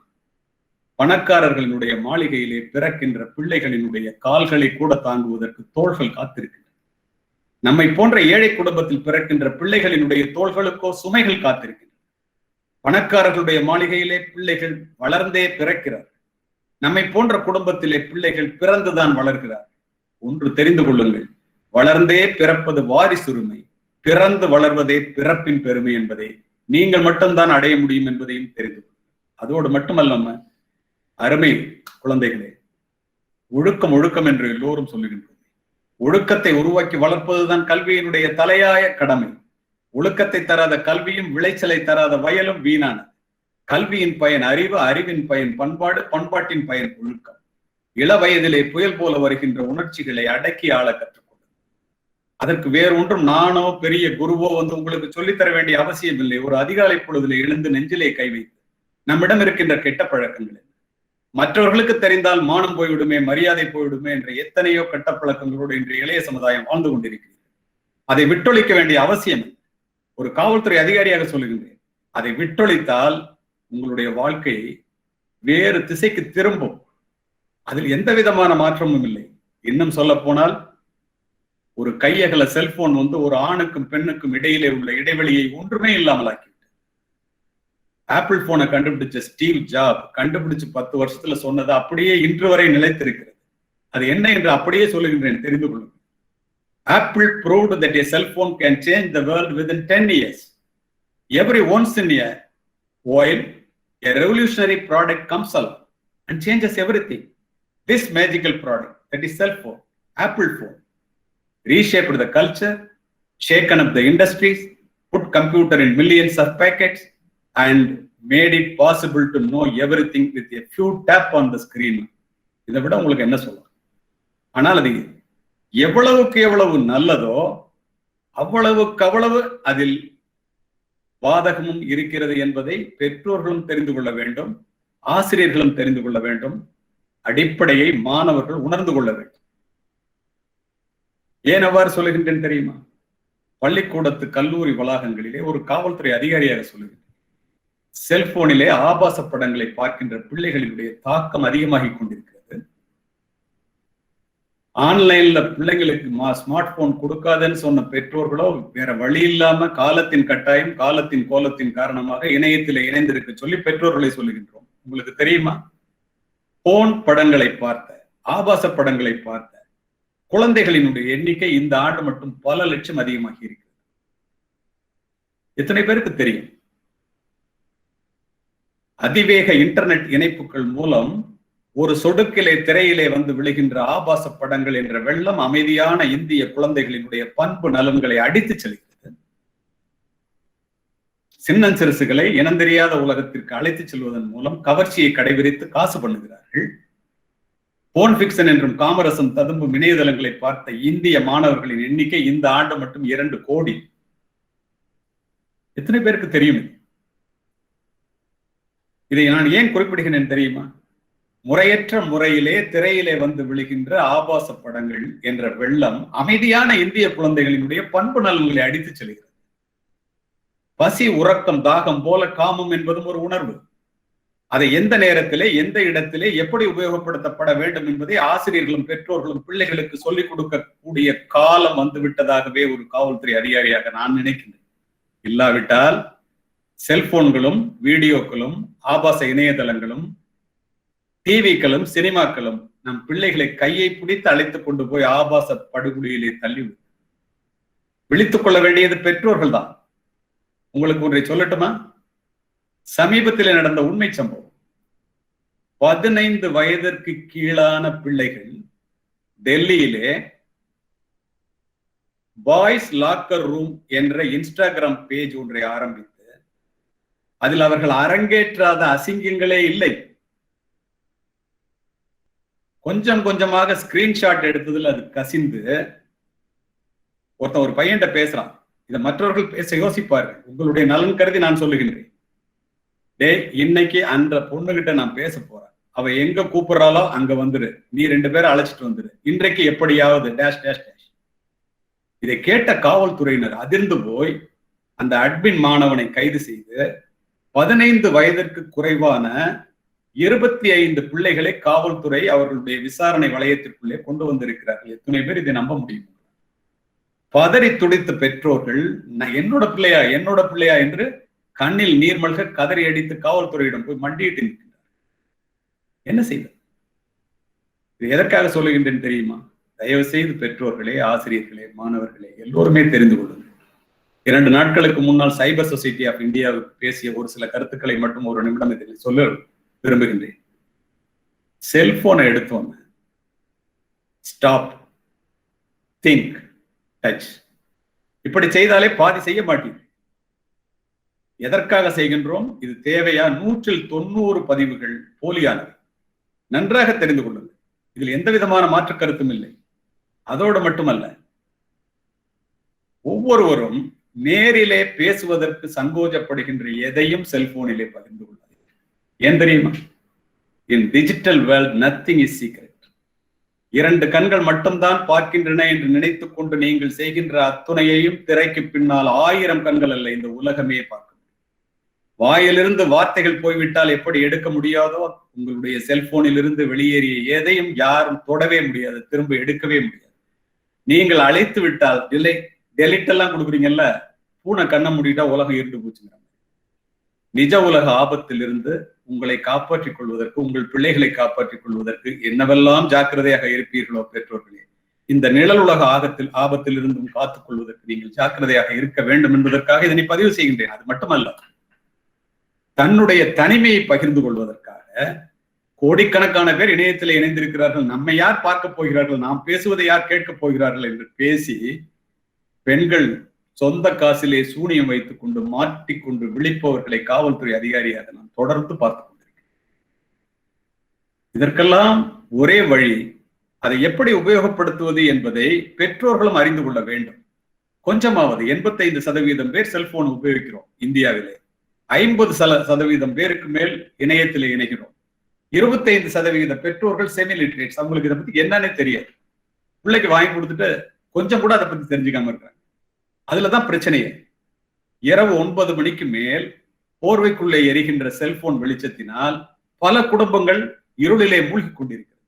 புரிந்து கொள்ள வேண்டியது ஆசிரியர்களும் பெற்றோர்களும் தான். அடிப்படையை அறிந்து கொள்ள வேண்டியது, ஒழுங்காக இருக்க வேண்டும் என்று நினைக்க வேண்டியது மாணவர்கள். சரி, மாணவர்களுக்கு இது போதும் என்று நினைக்கின்றேன். ஆசிரியர்களும் இதில் இணைந்திருப்பதாக நான் அறிந்தேன். இந்த இடத்திலே நான் சொல்ல விரும்புவது, நான் வெளிநாட்டிற்கு உரையாற்ற செல்லும் போது ஜப்பானில், அந்த நாட்டிலே ஆசிரியர்களுக்கு பயிற்சி பள்ளியிலே ஒரு பாடத்திட்டத்திலே ஒன்றை வைத்திருக்கிறார். எனக்கு ஜப்பானிய மொழி தெரியாது. அதை ஆங்கிலத்திலே மொழிபெயர்க்க சொல்லி கேட்டேன். வியந்து போனேன். அதை உங்களிடத்திலே பதிவு செய்கிறேன்.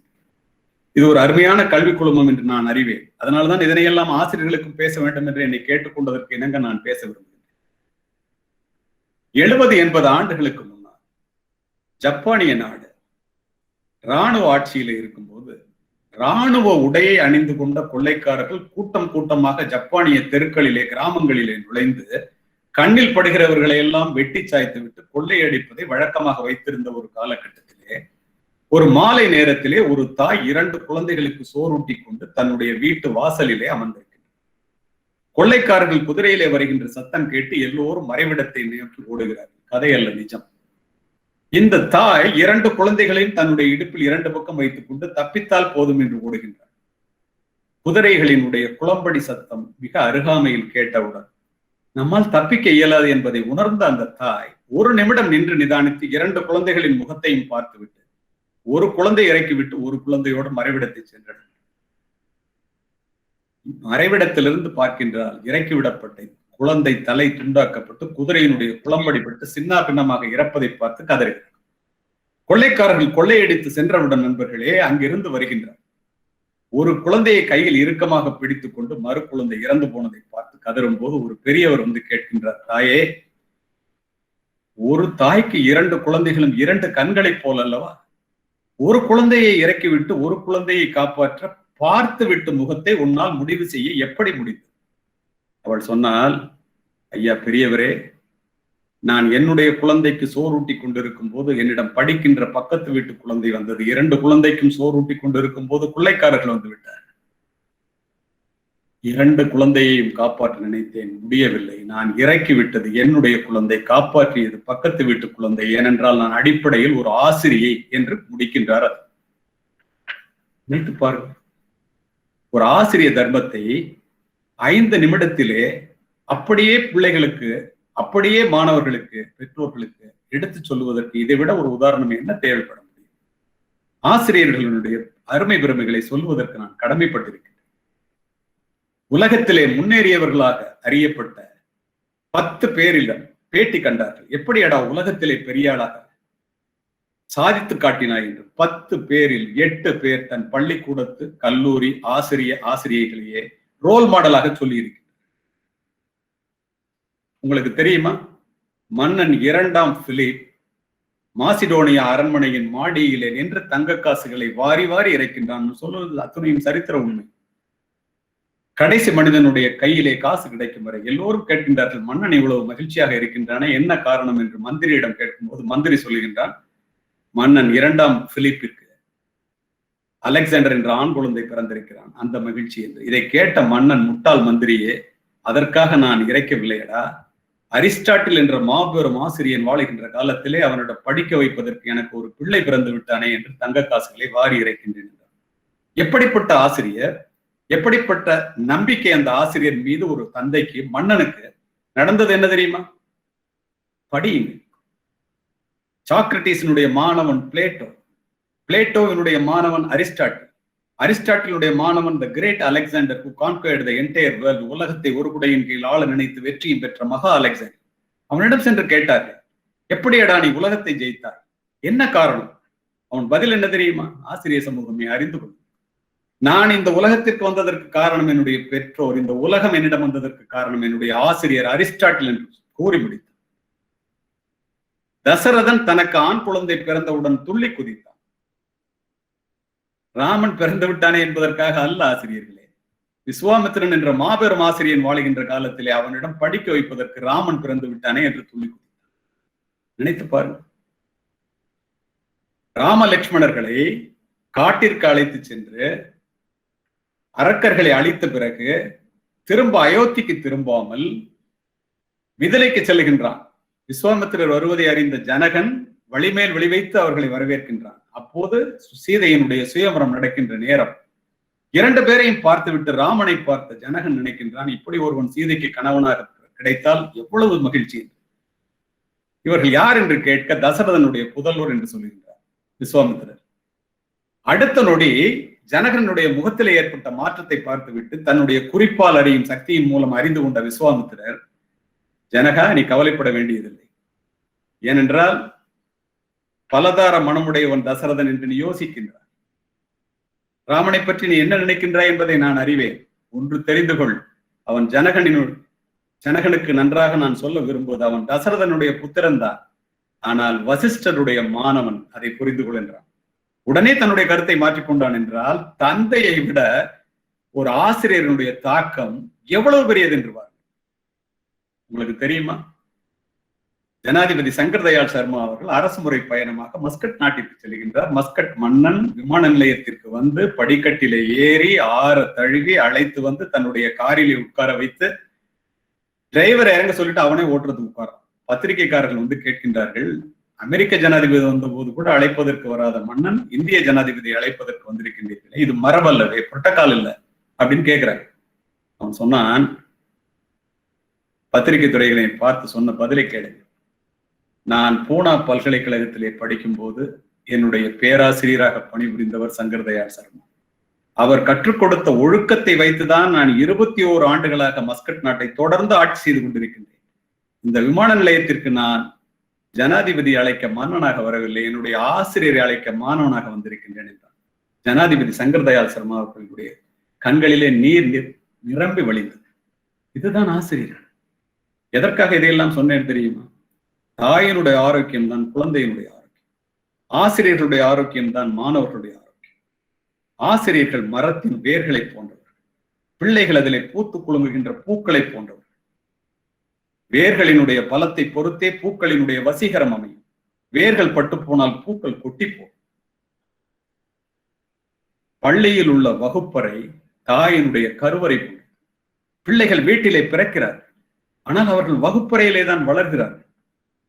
தேசத்தினுடைய எதிர்காலம் வகுப்பறைகளிலே தீர்மானிக்கப்படுகிறது என்று சொல்லுகின்றீர்களே, அந்த மாணவர்களை வடிவமைக்கக்கூடிய பொறுப்பு உங்கள் கையில் தானே இருக்கிறது. இருளிலே தடுமாறுகின்ற இளைஞர்களினுடைய எதிர்காலத்தை ஒளிமயமாக மாற்றுவதற்கு இன்று உலகத்தில் உள்ள ஒரே நம்பிக்கை ஆசிரியர்கள் என்று அடித்து சொல்லுது. இந்த சமூகம் ஆசிரியர் சமூகத்தின் மேல் இன்னும் அதிக மரியாதை வைத்திருக்கிறது. இன்னும் என்று நான் சொல்லுவதற்குரிய காரணம் உங்களுக்கு தெரியும். ஏன் தெரியுமா? ஆகாயத்திற்கு அடியில் உள்ள அத்துணையும் அறிந்து வைத்திருப்பவர் ஆசிரியர் என்ற ஒற்றை காரணத்தினால் மட்டுமல்ல, உலகமே போற்றுகின்ற ஒழுக்கத்தின் உறைவிடமாக திகழ்பவர்கள் ஆசிரியர்கள் என்ற காரணம்தான் அடிப்படை.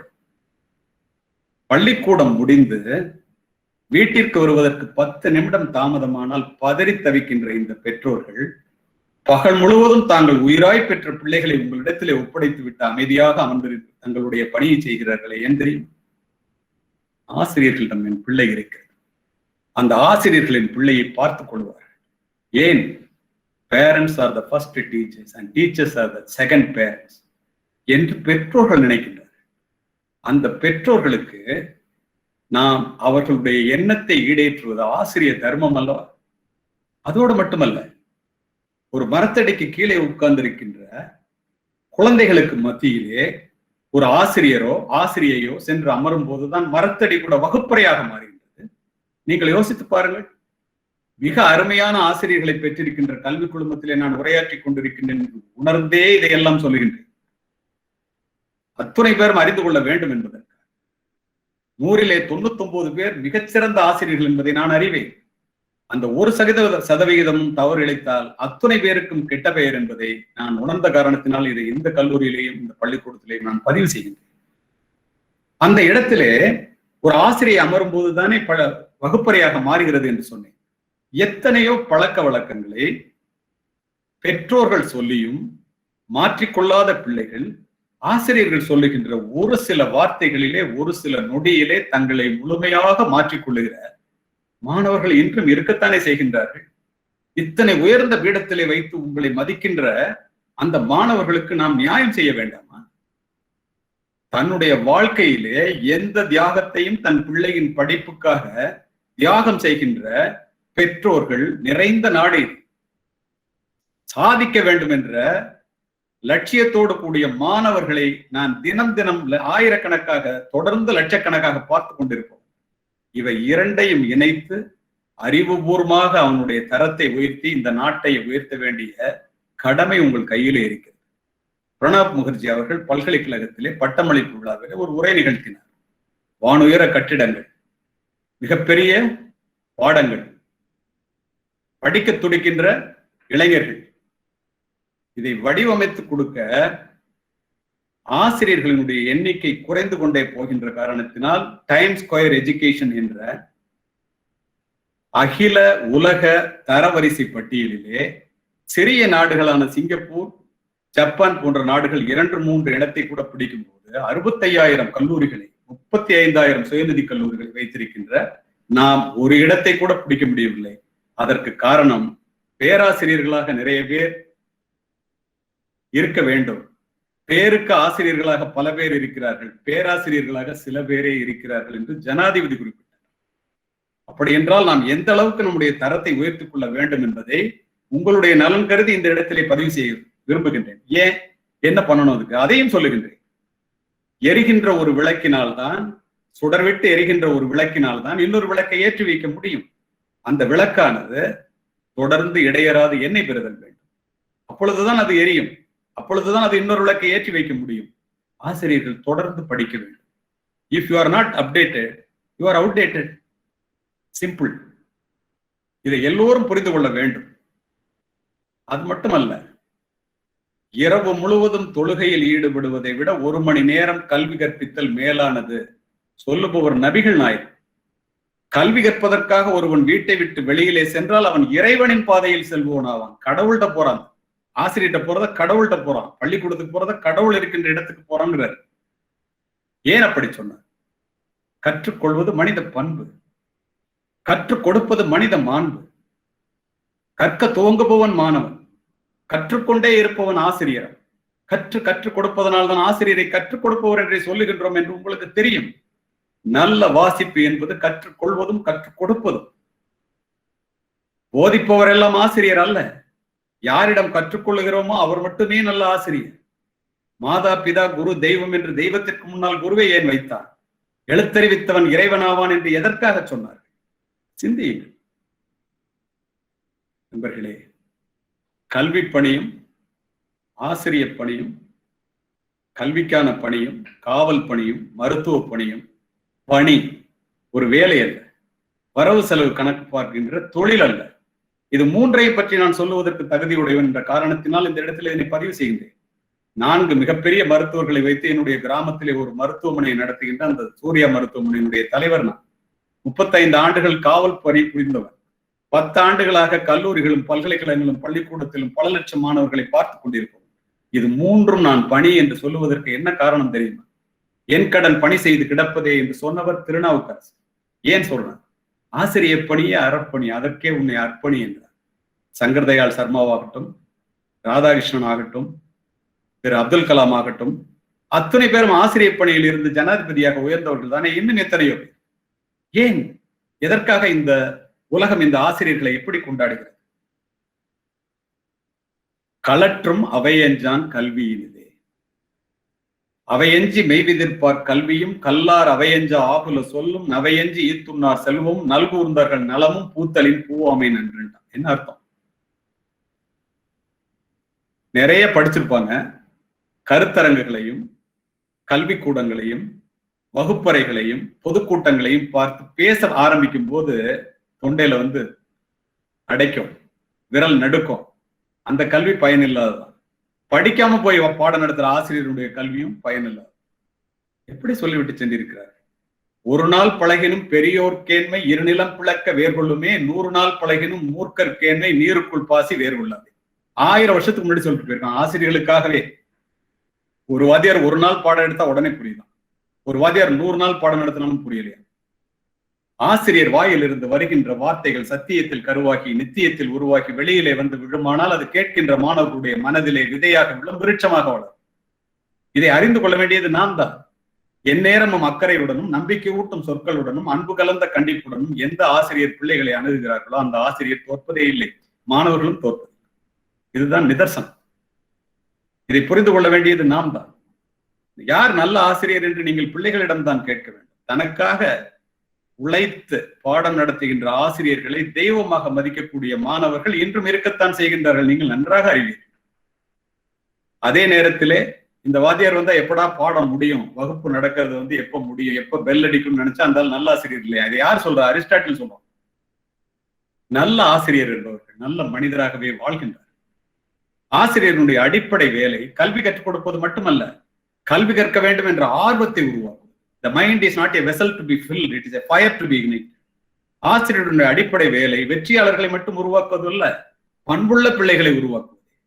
Educating the mind without educating the heart is no education at all. அதே அரிஸ்டாட்டில். அதோடு மட்டுமல்ல நண்பர்களே, மதிப்பெண்களின் பின்னால் ஓடுகின்ற ஒரு கூட்டத்தை உருவாக்காமல் சிந்திக்க தெரிந்த தலைமுறையை உருவாக்குவதே ஆசிரியருடைய அடிப்படை வேலை. நிறைய பட்டங்களை பெற்று தன்னுடைய பெயரை அலங்கரிப்பவர்களை விட நல்ல புத்தகங்களை படித்து தன்னுடைய மனதை அலங்கரிக்கின்ற ஆசிரியர்களே இன்றைய தேவை என்று அடித்து சொல்லுவேன். ஏன் தெரியுமா? பண்புள்ள பிள்ளைகளிடத்துல அறிவு தன்னால் சேரும். கல்வியை முதுகில் சுமக்கும் மூட்டையாக இல்லாமல் இதயத்தில் சுமக்கும் இனிமையாக மாற்ற வேண்டியது ஆசிரியர்களினுடைய அடிப்படை பண்பு. எந்த பஞ்சத்தையும் இந்த பாரத தேசம் தாங்கும், நல்ல ஆசிரியர்கள் இல்லை என்ற பஞ்சத்தை தவிர. அப்படிப்பட்ட பஞ்சமில்லாத பள்ளியிலே, பஞ்சமில்லாத கல்வி குழுமத்திலே நான் பேசிக் கொண்டிருக்கின்றேன். உங்களுடைய பணி மேலும் தொடர வேண்டும்.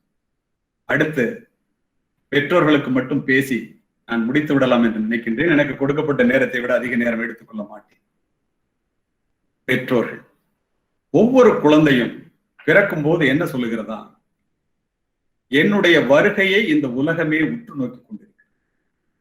நான் நாளை எப்படி இருப்பேனோ அப்படித்தான் இந்த உலகமும் இருக்கும். என்னை இந்த உலகத்திற்கு ஒரு கொடையாக வளர்த்திடுங்கள், ஒரு சுமையாக வளர்த்து விடாதீர்கள். நான் உங்களிடம் விரும்பி பிறக்கவில்லை, என்னை பெற்றெடுத்தது நீங்கள் தான். அதனால் என்னை வளர்க்கக்கூடிய பெரும் பொறுப்பு உங்கள் கையிலே இருக்கிறது, என் விதி உங்கள் கையிலே இருக்கிறது என்று குழந்தை சொல்லுவதாக மேடம் ஜெமிகோல் என்ற உளவியலாளர் பதிவு செய்கிறார். ஒற்றை வார்த்தையிலே உங்களுக்கு நான் சொல்ல வேண்டும் என்றால், being a positive role model is the fastest and most powerful way to teach children, because children do not hear your words as deeply as they feel your actions. நீங்கள் யோசித்து பாருங்களேன், ஈன்று புறந்தறுதல் எந்தலை கடனை சான்றோனாக்குதல் தந்தைக்கு கடனை. பெற்றுக் கொடுக்கிறது தாயோட வேலையாம், பெரியவனாக்குறது தந்தையோட வேலையாம். தந்தை மகற்காற்றும் நன்றி அவையத்து முந்தி இருப்ப செயல். அப்பா பிள்ளைக்கு செய்கிற உதவி கற்றோர்கள் நிறைந்த அவையிலே அவன் அறிவுள்ளவனாக வளர்த்தெடுப்பதுதான். தாயையும் விட்டு வைக்கவில்லை. எந்த குழந்தையும் நல்ல குழந்தை தான் மண்ணில் பிறக்கையிலே அது நல்லவராவதும் தீயவராவதும் அன்னை வளர்ப்பினில் என்று போயிடும். ஒரு விவேகானந்தரை, ஒரு நரேந்திரனை விவேகானந்தராக மாற்றியது என்னுடைய தாய் என்று எழுதுகிறார். ஒரு மோகன்தாஸை மகாத்மாவாக மாற்றியது என்னுடைய தாய் என்று சொல்லுகிறார். ஒரு சாதாரண சிவாஜியை சத்ரபதி சிவாஜியாக மாற்றியது என்னுடைய தாய் என்று சொல்லுகிறான் சிவாஜி. அப்துல் கலாம் அவர்கள் இப்படி ஒரு எளிமையான வாழ்க்கையை வாழுகின்றீர்கள் என்றால் அதற்கு காரணம் என்னுடைய தாயே என்று சொன்னார். அப்படி என்றால் ஒரு தாய் நினைத்தால் எப்படிப்பட்ட பிள்ளைகளை வளர்த்தெடுக்க முடிகிறது என்று பாருங்கள். இந்த இடத்திலே குடும்பம் தான் பிள்ளைகளினுடைய முதல் வகுப்பறை. அதை நன்றாக புரிந்து கொள்ளுங்கள். பெருமவற்றுள் யாம் அறிவதில்லை அறிவார்ந்த மக்கட்பேறு அல்ல பிற.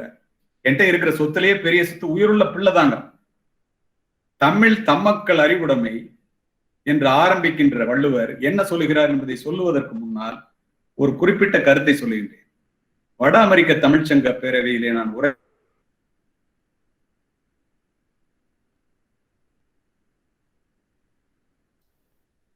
Sir, Indian police cop, can you clear my doubt என்று கேட்டார். என்ன கேட்டார் தெரியுமா? Why Indian mothers are so much worried about their kids' education. They are ready to sacrifice anything and everything. Now I am going all around the world. I have never come across such women. ஏன் அப்படி இந்திய தாய்மார்கள் மட்டும் எதை வேண்டுமானாலும் பிள்ளைகளினுடைய படிப்புக்காக தியாகம் செய்வதற்கு ரெடியாக இருக்கிறார்களே ஏன்னு கேட்டேன். நான் சொன்ன my dear English man, the answer is very simple. All Indian women wants their kids to be better than her husband என்று கூறினேன். எதற்காக இதை சொல்லுகின்றேன் தெரியுமா? எல்லோரும் சிரிப்பதற்காக நான் சொன்னேன் என்று நினைத்துக் கொண்டு இதே போல சிரித்தார்கள். ஆனால் உண்மை என்ன தெரியுமா? தமிழ் தம்மக்கள் அறிவுடைமை மாநிலத்து மண்ணுயிர்க்கெல்லாம் இனிது. வள்ளுவர் சொல்றது தன்னை விட தன்னுடைய பிள்ளை புத்திசாலியா இருக்கிறது தான் உலகத்தில் உள்ள எல்லா உயிர்களும் விரும்புறதுன்னு சொல்லி 2000 வருஷத்துக்கு முன்னாடி வள்ளுவர் சொல்லிடுச்சு. அப்போ நாம் என்ன செய்ய வேண்டும்? பெற்றோர்கள் பிள்ளைகளுக்கு கொடுக்கக்கூடிய மிகப்பெரிய சொத்து அந்த பெற்றோர்கள் பிள்ளைகளிடம் செலவு செய்கின்ற நேரம். Spending time with children is more important then spending money on them. நீங்கள் நினைத்து பாருங்களேன்.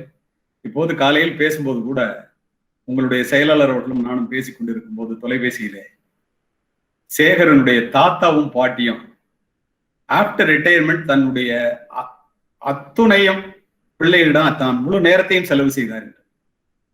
அது இப்போது உங்களுக்கு தெரிகிறதா இல்லையா? நம்ம அதை செய்யறோமா? செய்யணும்னு நினைப்போம். செய்யறோமாங்கிறதா? எல்லாரும் செய்யணும்னு நினைப்போம். உங்களுக்கு ஒண்ணு தெரியுமா? பொருள் வாழ்க்கை, வாழ்க்கை என்பது குழந்தைகள், பொருள் என்பது பணம். பொருள் வேறு, வாழ்க்கை வேறு. வாழ்க்கைக்கு பொருள் தேவைதான், ஆனால் பொருளே வாழ்க்கை இல்லை. ஒரு மனிதன் வாழ்க்கையை இழந்து பொருளை தக்க வைத்துக் கொண்டு என்ன ஆக போகிறது? விரல் போவது தெரியாமல் மோதிரத்திற்கு ஆசைப்படுவதை போல, பால் தெரிந்து போவது தெரியாது பாத்திரத்திற்கு என்பதை போல, பிள்ளைகள் கெட்டு போய்விட்டார்கள் என்பதை கடைசியாக தெரிந்து கொள்ளுகிறவர்கள் பக்கத்திலேயே இருக்கின்ற பெற்றோர்களாகத்தான் இருக்கின்றார்கள் என்பதை பல முறை காவல்துறை அதிகாரியாக பார்த்து விட்டேன். பெற்றோர்களே, பிள்ளைகளுக்கு ஆசைக்கு வாழாமல் தேவைக்கு வாழ கற்றுக் கொடுங்க. பிள்ளைகளுக்கு அதிகமாக சொத்து சேர்த்து வைத்து விட்டு போகின்ற பெற்றோர்களை விட பிள்ளைகளுக்கு சிக்கனமாக வாழ கற்றுக் கொடுத்து விட்டு போகின்ற பெற்றோர்கள் மேன்மையானவர்கள் என்பதை நான் பலமுறை பார்த்து விட்டேன். உலகத்தில் உள்ள பெற்றோர்கள் அத்தனை பேருக்கும் பிள்ளை பாசம் ஒரே மாதிரி. ஆனால் தமிழகத்து பெற்றோர்களுக்கு தனி பாசம். தமிழகத்து பெற்றோர்கள் தன்னுடைய பிள்ளைகளை இரத்தமாகவும் சதையாகவும் நினைப்பதோடு மட்டுமல்ல, அவர்களுடைய வெற்றியை தங்களுடைய வெற்றியாகவும் அவர்களுடைய தோல்வியை தங்களுடைய தோல்வியாகவும் நினைப்பவர்கள். இதுல எங்க பிரச்சனை வருதுன்னா, பிள்ளை பிறக்கும் போதே பில்கேட்ஸ் ஆயிரணும்னு அம்மாவுக்கெல்லாம் கனவு. பிள்ளை 6ஆம் வகுப்பு படிக்கும் போதே அப்துல் கலாம் ஆயிரணும் அப்படின்னு சொல்லி அப்பாவுக்கெல்லாம் கனவு. ஆனா அவர்களுக்கு ஒன்று தெரிவதில்லை.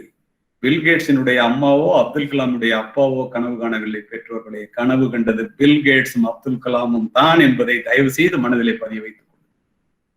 பெற்றுக்கொள்வதில் மட்டும்தான் மகிழ்ச்சி என்று சொல்லாமல் விட்டுக் கொடுப்பதிலும் மகிழ்ச்சி இருக்கிறது என்று சொல்லித்தாருங்கள். விட்டுக் கொடுப்பவர்கள் கெட்டு போனதில்லை, கெட்டு போனவர்கள் விட்டுக் கொடுத்ததில்லை.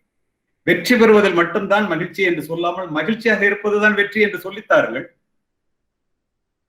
வார்த்தைகளினால் வாழ்க்கை இழந்தவர்கள் வானத்து நட்சத்திரங்களைப் போல எண்ணில் அடங்காதவர்கள். பிள்ளைகளுக்கு முன் கெட்ட வார்த்தைகள் பேசாதீர்கள். அவர்கள் ஒருபோதும் கெட்ட வார்த்தைகள் பேசுவதில்லை. நீங்கள் உங்களிடம் கேட்ட வார்த்தைகளைத்தான் பேசுகிறேன். பிள்ளைகளுக்கு முன் கோபப்படாதீர்கள். கோபம் என்பது இயலாமையினுடைய வெளிப்பாடு, உளவியல் கருத்து. பிள்ளைகளுக்கு முன் கவலைப்படாதீர்கள். கவலையை நினைத்து கண்ணீர் சிந்துவதை விட லட்சியத்தை நினைத்து வியர்வை சிந்துவது மேலானது என்று பிள்ளைகளுக்கு சொல்லித்தார். அதோடு மட்டுமல்ல, அவமானங்கள் இல்லாமல் வெகுமானங்கள் இல்லை என்று பிள்ளைகளுக்கு சொல்லித்தார்கள். நம்மை அவமதித்தவர்களை நாமும் அவமதிக்க நினைப்பது அகங்காரம்.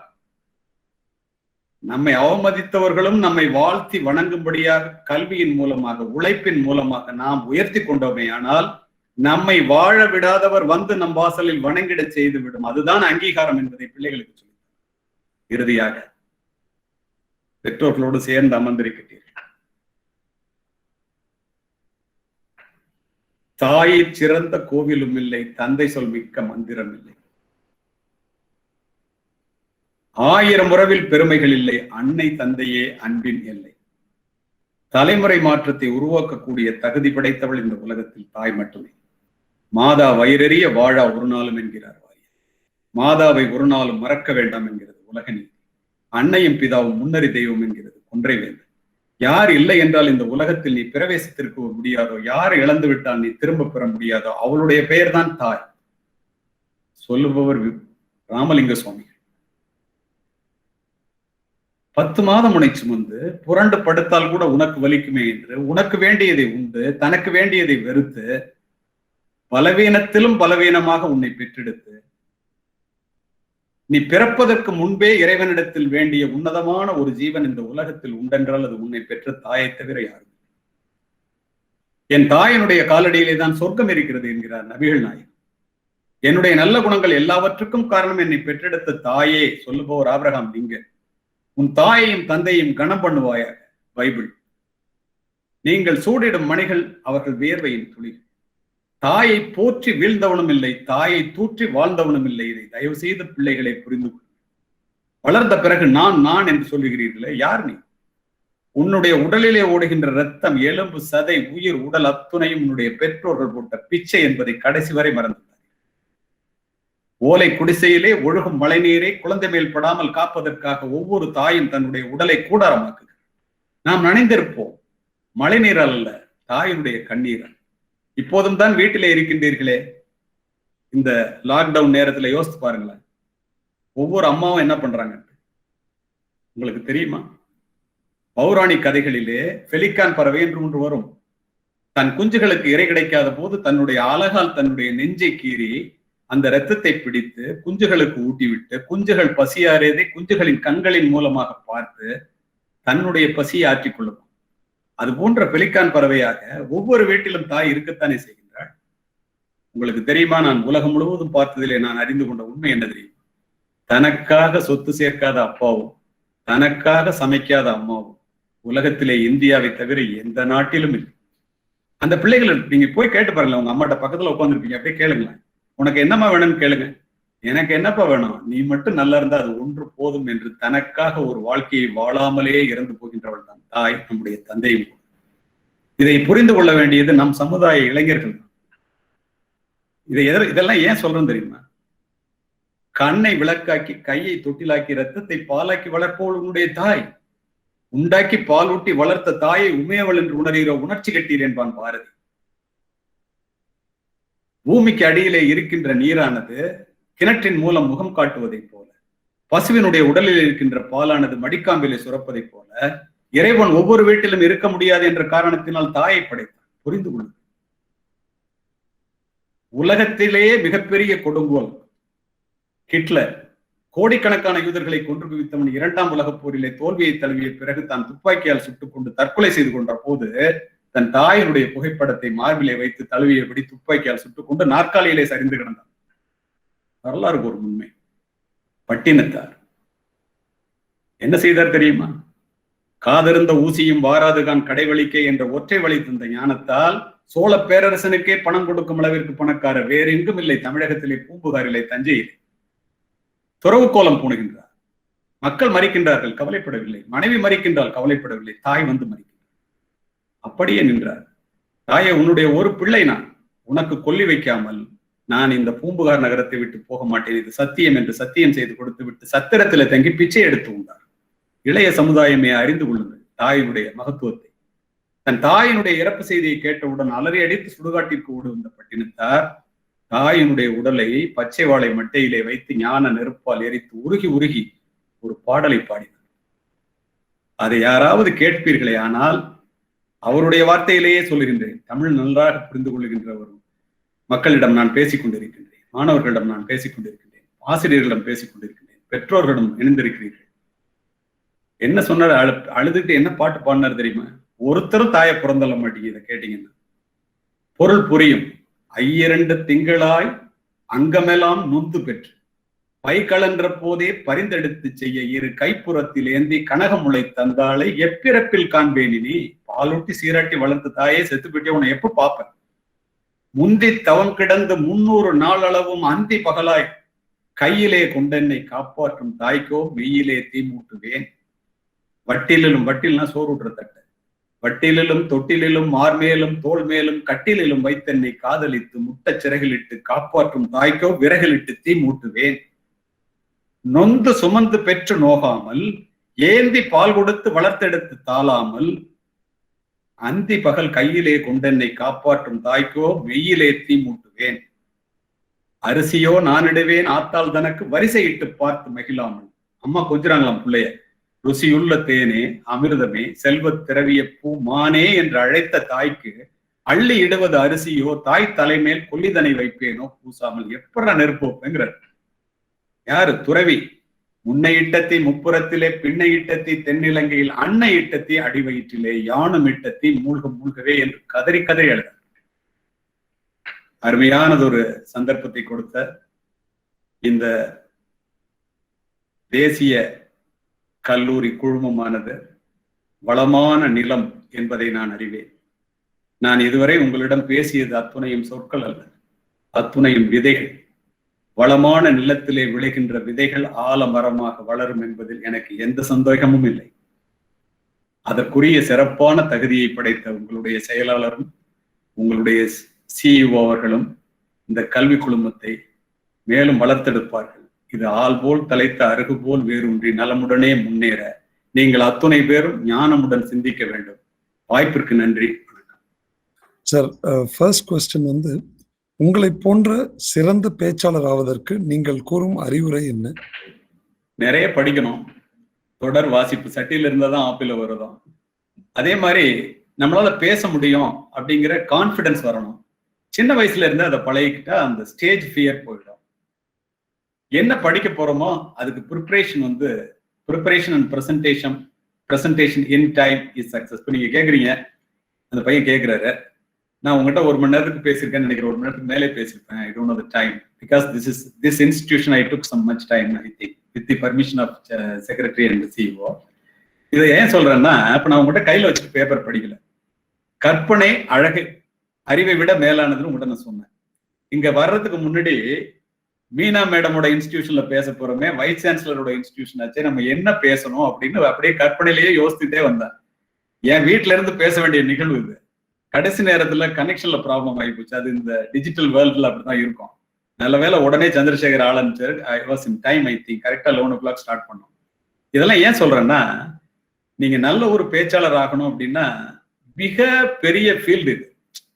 இந்த உலகத்திலே சிறந்த பேச்சாளர்கள் வந்து மிகப்பெரிய மாமனிதர்கள், பெரிய பெரிய ஆள்லாம் இருக்கிறாங்க. ஏன் அப்படின்னா அறிவுதான். அதை வந்து புரிஞ்சுக்கிட்டு நீங்க பேசணும்னு நினைக்கிறது வாழ்த்துக்கள். இப்ப நான் சொன்னதெல்லாம் செஞ்சா நிச்சயமா நீங்க பெரிய பேச்சாளர் ஆக முடியும். அதுக்குரிய பேஷன், அந்த இன்ட்ரெஸ்ட் உங்களுக்கு இருக்கணும். Thank you sir. சார், இன்னொரு ஒரு ஸ்டூடெண்ட் கொஸ்டின் வந்திருக்கு. இந்த ஊரடங்கு காலகட்டத்தில் காவல்துறையினர் செய்யும் சேவையை ஒரு முன்னாள் காவல்துறை அதிகாரியாக எப்படி பார்க்கிறீர்கள்? மிகப்பெரிய தியாகம். அப்படித்தான் நான் பார்க்கின்றேன். எனக்கு தெரிந்த என்னுடன் பணிபுரிந்தவர்கள் என்று உயிருடன் இல்லை.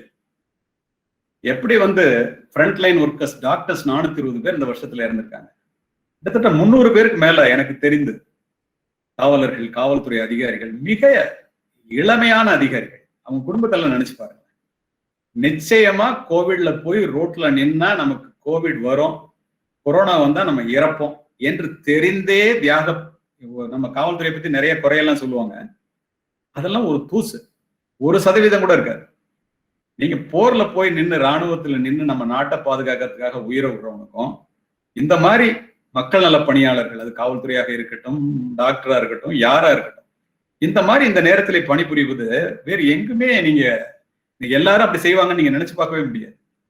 நேற்று இருப்பவர் இன்று இல்லை என்னும் பெருமை உடைத்தி உலகம் அப்படின்னு வள்ளுவர் அன்னைக்கு சொன்னதை இன்னைக்கு கண்ணு முன்னால பார்த்துட்டு இருக்கோம். அதனால மிகப்பெரிய தியாகிகள், அதுல ஒன்றும் மாற்று கருத்தே இல்லை.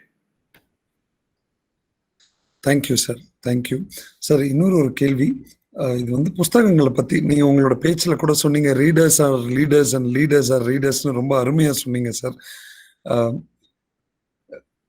குழந்தைகளுக்கு, மாணவ மாணவிகளுக்கு நீங்க நிறைய புஸ்தகங்கள் படிக்கிறீங்க, உங்களுடைய ரெக்கமெண்டேஷன்ஸ் சில புக்ஸ் ஷேர் பண்ணிக்க முடியுமா சார் மாணவ மாணவிகளுக்கு? சீக்ரெட் ரோண்டா பைரன் புக், ஆங்கில புத்தகம் சொல்றேன், அது தமிழ்ல இருக்கு, வேணா வாங்கிக்கலாம் நீங்க. Who will cry when you die, Robin Sharma book. Die empty, Todd Henry. இந்த 3 புத்தகங்களும் ஆசிரியர்களும் படிக்கலாம், மாணவர்களும் படிக்கலாம். குழந்தைகளுக்கு சொல்லணும்னா நீங்க வந்து நீதி நூல்களை விட சிறந்த நூல்கள் உலகத்திலே இல்லை என்று அடித்து சொல்லுவேன். திருக்குறளை வந்து சும்மா ஒரு 10 மார்க் வாங்குறதுக்கு மனப்பாடம் பண்ணாம திருக்குறள், நாலடியார், ஆத்திச்சூடி, கொன்றைவேந்தன், இதை பிள்ளைகள் படிக்கும் போது பெற்றோர்கள் அருகில் இருந்து சொல்லிக் கொடுத்து பாருங்கள், பிள்ளைகள் வாழ்க்கையை கற்றுக்கொள்வார்கள். நீங்க எத்தனை மொழி வேணாலும் கத்துங்க, அதை பத்தி எனக்கு நான் சந்தோஷம்.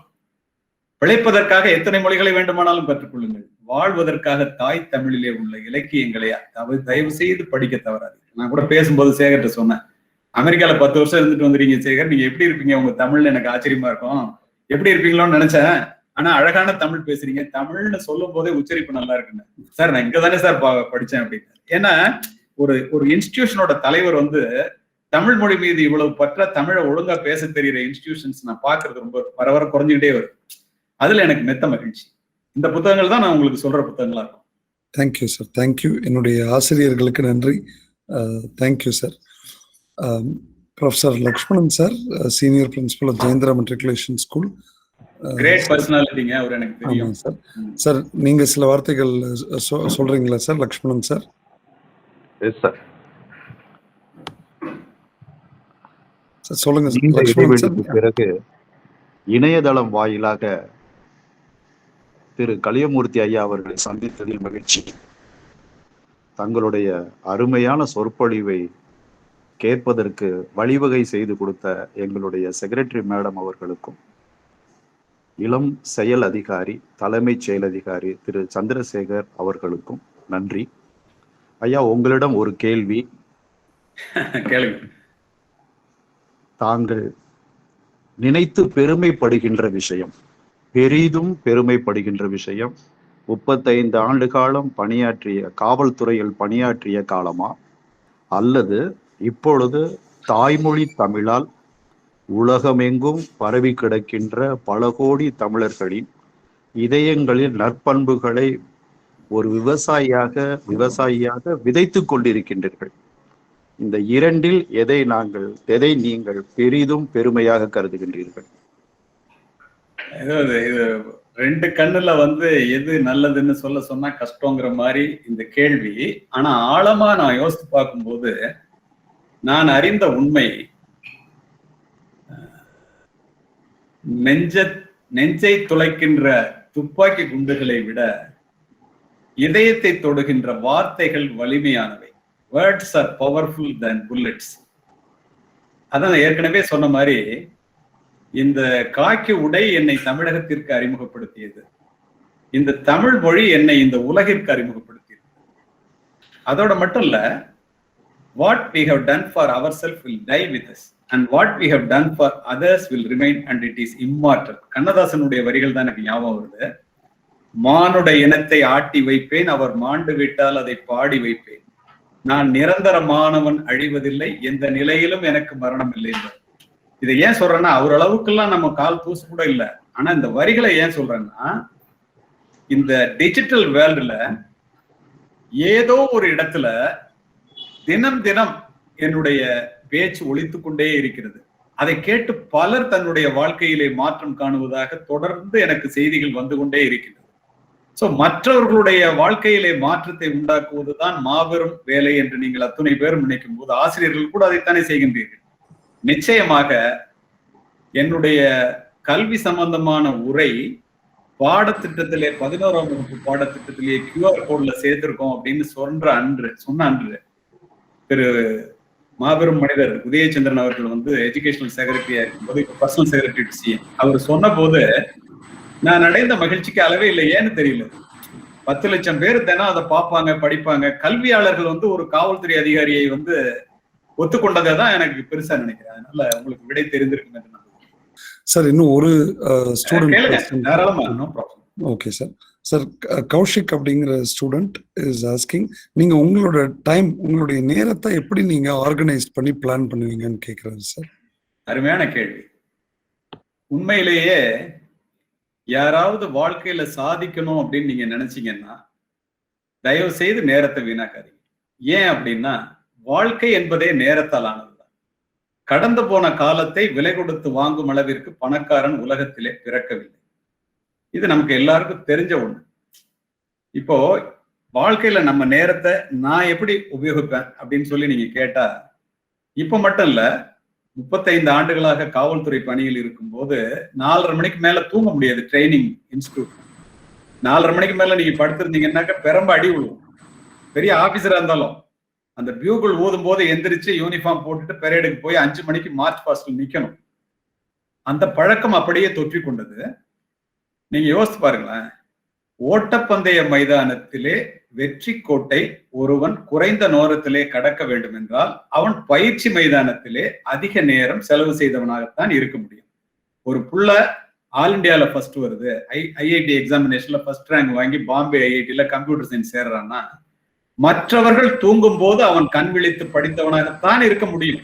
இதுல வந்து இருவேறு கருத்துக்கு இடமே இல்லை. நான் இப்ப காலையில 4:30க்கு எந்திரிச்சேன்னா 5:30க்கு ஜிம்முக்கு போனோம்னா இன்றைய வரைக்கும் 7:30 வரைக்கும் ஜிம்மில் இருந்துட்டு 8 மணிக்கு சாப்பிட்டேன்னா அதுக்கப்புறம் 8:30 வரைக்கும் பேசிட்டு இருந்துட்டு 9 மணிக்கு என்னுடைய லைப்ரரி, ஒரு அருமையான லைப்ரரி வச்சிருக்கேன், அதுல போய் உள்ள நுழைஞ்சா மதியானம் வரைக்கும் நான் படிச்சுட்டே இருப்பேன். மதியானம் படிச்சுட்டு 1 மணி நேரம், அது போலீஸ் ஆஃபீஸர் இருந்த பழக்கத்துல இருந்து வந்தது, 1 மணி நேரம் தூங்குவோம். அதுக்கப்புறம் ஈவினிங் திரும்ப 1 hour ஒர்க் அவுட் பண்ணுவேன். எல்லாரும் அப்படி பண்ணுவாங்களாங்கிறது தெரியாது, எனக்கு அது பழகி போச்சு. அதுக்கப்புறம் எழுதுவேன். அடுத்தடுத்த ப்ரிப்பரேஷன், என்ன மீட்டிங்க்கு பேசணுமோ அதை நானே படிச்சு குறிப்பெடுத்து நானே எழுதி அதை ஆர்டர் பண்ணி படிப்பேன். ஏன் அப்படின்னா அப்படி இல்லைன்னாக்கா இப்படி பேச முடியாது. நிறைய பேருடைய எதிர்பார்ப்புகளுக்கு நம்ம வந்து நிறைவு செய்யும் போது, இப்ப இங்க பெற்றோர்கள் இருக்கீங்க, ஆசிரியர்கள் இருக்கீங்க, மாணவர்கள் இருக்கீங்க, படித்தவர்கள், பண்பாளர்கள், நம்மளோட அதிகமா படிச்ச ஆயிரக்கணக்கான பேர் இணைஞ்சிருக்கீங்க இணையத்துல. அவங்களுடைய எதிர்பார்ப்புகளுக்கு நம்ம செய்யணும்னா நான் படிச்சாதான் முடியும். அதே மாதிரி நீங்க வந்து இந்த நேரத்தை இத மாதிரி பிரிச்சுக்கிட்டீங்கன்னா, யார் ஒருத்தங்க நேரத்தை சரியா பகுத்து பார்த்து, நான் கூட விளையாட்டு கூட எல்லாத்தையும் சொல்றது உண்டு மாணவர்கள்ட்ட, காலையில படுக்கையை விட்டு யார் சீக்கிரம் எந்திரிக்கிறாங்களோ அவங்க வந்து வாழ்க்கையில தோத்ததா சரித்திரமே இல்லை. இதை நீங்க எடுத்து பார்க்கலாம். அதனாலதான் நான் சொல்லுவேன், 3 மணிக்கு எழுபவன் முனிவன், 4 மணிக்கு எழுபவன் ஞானி, 5 மணிக்கு எழுபவன் அறிஞன், 6 மணிக்கு எழுபவன் மனிதன், 7 மணிக்கு எழுபவர்கள் எருமை என்று. ஏன் அப்படி சொல்றேன்னா, நீங்க எத்தனை மணிக்கு எந்திரிக்கிறீங்கன்னு எனக்கு தெரியாது. நீங்க எந்த வர்க்கத்துல வரணுங்கிறத நீங்க முடிவு பண்ணிக்கலாம். நல்ல கொஸ்டின் சார். இந்த சமயத்துல நான் ஒரு தகவல் கேள்விப்பட்டேன் சார். சொல்லுங்க.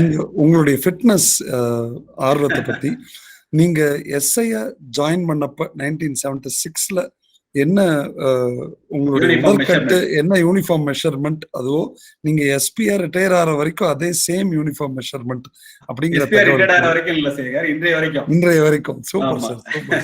இப்போவும் நான் யூனிஃபார்ம் என்னால கரெக்டா போட முடியும் சார். இது வந்து ஏன் சொல்றேன்னா பெருமைக்கு இல்ல, அது வந்து நீங்க பாருங்களேன், இந்த கொரோனா காலகட்டத்துல நீங்க எல்லாரும் 100 பேர் போனா 98 பேர் வெளியில வர்றாங்க, 2 பேர் போயிடுறாங்க. நம்ம எல்லாருமே அனுபவிச்சிருக்கோம், இதை பார்த்துட்டு இருக்கோம்.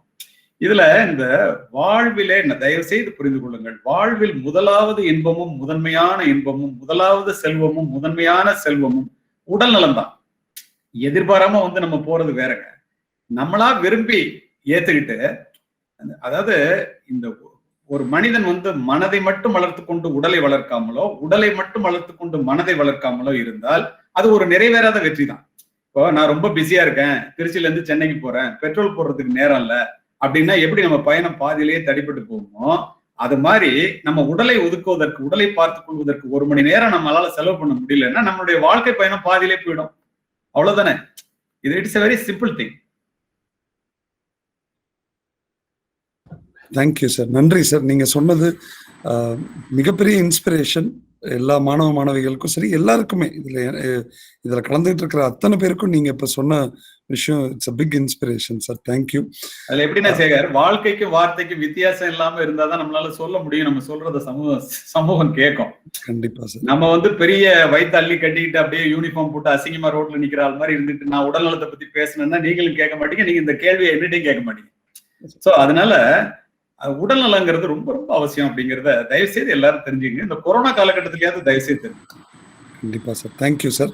Sir, our last question, our respected Madam Secretary will be asking the last question, sir, with your permission.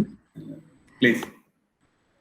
Sir, கடந்த 1 மணி நேரம் 20 நிமிடங்கள் நினைக்கிறேன். நாங்க எங்க இருக்கோம், எப்படி இவ்வளவு கருத்துக்களை நீங்க உள்வாங்கி உங்களுடைய தலைப்பு எண்ணமே வாழ்வு அப்படிங்கிறது உங்களுடைய சிந்தனைகளை எங்களை சிந்திக்க வைத்தீர்கள் தான் சொல்லணும். ஏன்னா நீங்க பேசும்போது ஒவ்வொரு கருத்தையும் மனசுல ரெஜிஸ்டர் பண்றதுக்குள்ள அடுத்த கருத்து நீங்க சொல்றீங்க. எல்லாத்தையும் மனசுல குறிச்சு வச்சுக்கிறோம் நாம. எனக்கு ஒரே நீங்க உங்களுடைய ஆராய்ச்சி தலைப்பு எனக்கு தெரிய வந்தது நேத்திக்கு தான் அவங்க கைடு கிட்ட பேச முடிஞ்சது. அப்ப எனக்கு ரொம்ப ஆச்சரியமா இருந்தது. அதனால்தான் நான் இன்னைக்கு யார் நினைவாக சொற்பொழிவு நடத்துறோம், அதே மாதிரி நம்முடைய மரியாதைக்குரிய கல்வி தந்தை ஆடிட்டர் சந்தானமையா அவர்கள் மூவரும் ஒத்த கருத்துங்கிறத நான் எப்படி கொண்டு வந்தேன்னா, இந்த தலைப்பு தெரிஞ்சதுக்கு அப்புறம் தான் நான் இரவு யோசிச்சேன். எனக்கு ஒரே ஒரு கேள்வி இறுதியா உங்கள்ட்ட என்னன்னா, இந்த தலைப்பு நீங்க உங்களுடைய ஆய்வு முனைவர் பட்ட ஆய்வுல பெண்ணுரிமைன்னு நீங்க தேர்ந்தெடுக்கீங்க. அந்த பெண்ணுரிமை என்பது இப்ப நம்முடைய சமுதாயத்துல எந்த அளவு இருக்கு உங்கள் பார்வையில்? இல்ல, நிச்சயமா சொல்லுவேன். கண்டிப்பா போதுமான அளவு இல்லைங்கிறது நிதர்சனமான உண்மை. நீ பாருங்களேன், பெண்ணுக்கு ஞானத்தை வைத்தான் புவி பேணி வளர்த்திடம் ஈசன், மண்ணுக்குள்ளே சில மூடர் நல்ல மாதர் அறிவினை கெடுத்தார். பாரதிதாசன். நீங்க பெண்ணடிமை பேசும் இத்திருநாட்டில் மண்ணடிமை தீருதல் முயற்கொம்பே. பாரதி. பெண்ணடிமையே நீ இன்னும் ஒழிக்கலடா, நீ எப்படி மண்ணடிமை தீர்ந்ததா சொல்றேன்னு சொல்லுவார். இதை எதுக்கு சொல்றேன்னா, சரி, ஒரு குழந்தையாக நம்ம சிசுவாக இந்த பூமியில உழும்போது முகம் பார்த்து சிரிப்பவள் ஒரு பெண். சடலமாக பூமியை விட்டு நாம் போகும்போது நம் முகம் பார்த்து அழுபவளும் ஒரு பெண். பெண்ணிடம் பால் குடித்து வளர்கிறோம், பெண்ணை பெற்று பெருமகிழ்வு அடைகிறோம், பெண்ணை திருமணம் செய்து மகிழ்கிறோம். இதெல்லாம் செஞ்சா கூட இந்த சமுதாயம் கருவறையிலிருந்து கல்லறை வரைக்கும் பெண்களுக்கு கொடுமையை தொடர்ந்து செய்து கொண்டே இருக்கிறதுங்கிறதுனாலதான் நான் முதல்ல பண்ணது, நீங்க பாரதிதாசன் யூனிவர்சிட்டியில எடுத்த தலைப்பு கிரைம் அகைன்ஸ்ட் விமன், இப்ப பெண் உரிமை. இது எதுக்கு நான் இதை சொல்றேன்னா, இது நான் காவல்துறை அதிகாரியா இருக்கும்போது பார்த்து வெறுத்து போனோம். நமக்கு பொம்பளை பிள்ளைங்க இருக்கு, நம்மள பெற்றோர்களும் ஒரு அம்மா, நம்ம குடும்பம் பண்றதும் நம்ம மனைவியோட. ஆனா இந்த சமுதாயத்துல நீங்க பாத்தீங்கன்னா, இன்னும் கூட நல்லா சொல்றேன், நீங்க கேட்ட கேள்வி, காதலிக்க பெண் வேண்டும், கட்டி அணைக்க பெண் வேண்டும், வீடு பெருக்க பெண் வேண்டும், சோறு சமைக்க பெண் வேண்டும், கல்யாணம் செய்ய பெண் வேண்டும், குழந்தை பெற பெண் வேண்டும், குழந்தை மட்டும் ஆண் வேண்டும். இது எந்த விதத்துலங்க நியாயம்? நீங்க நினைச்சு பாருங்க.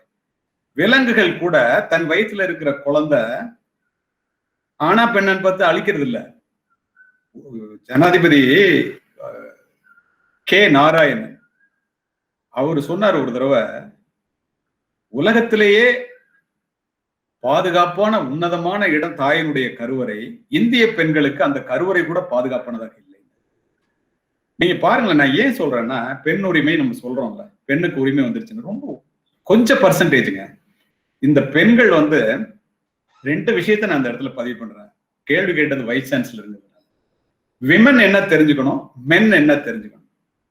Women are trying to prove that women can do what men can do. Women were not created to do what men can do. Women were created to do what men cannot do. இதுதான் அடிப்படை.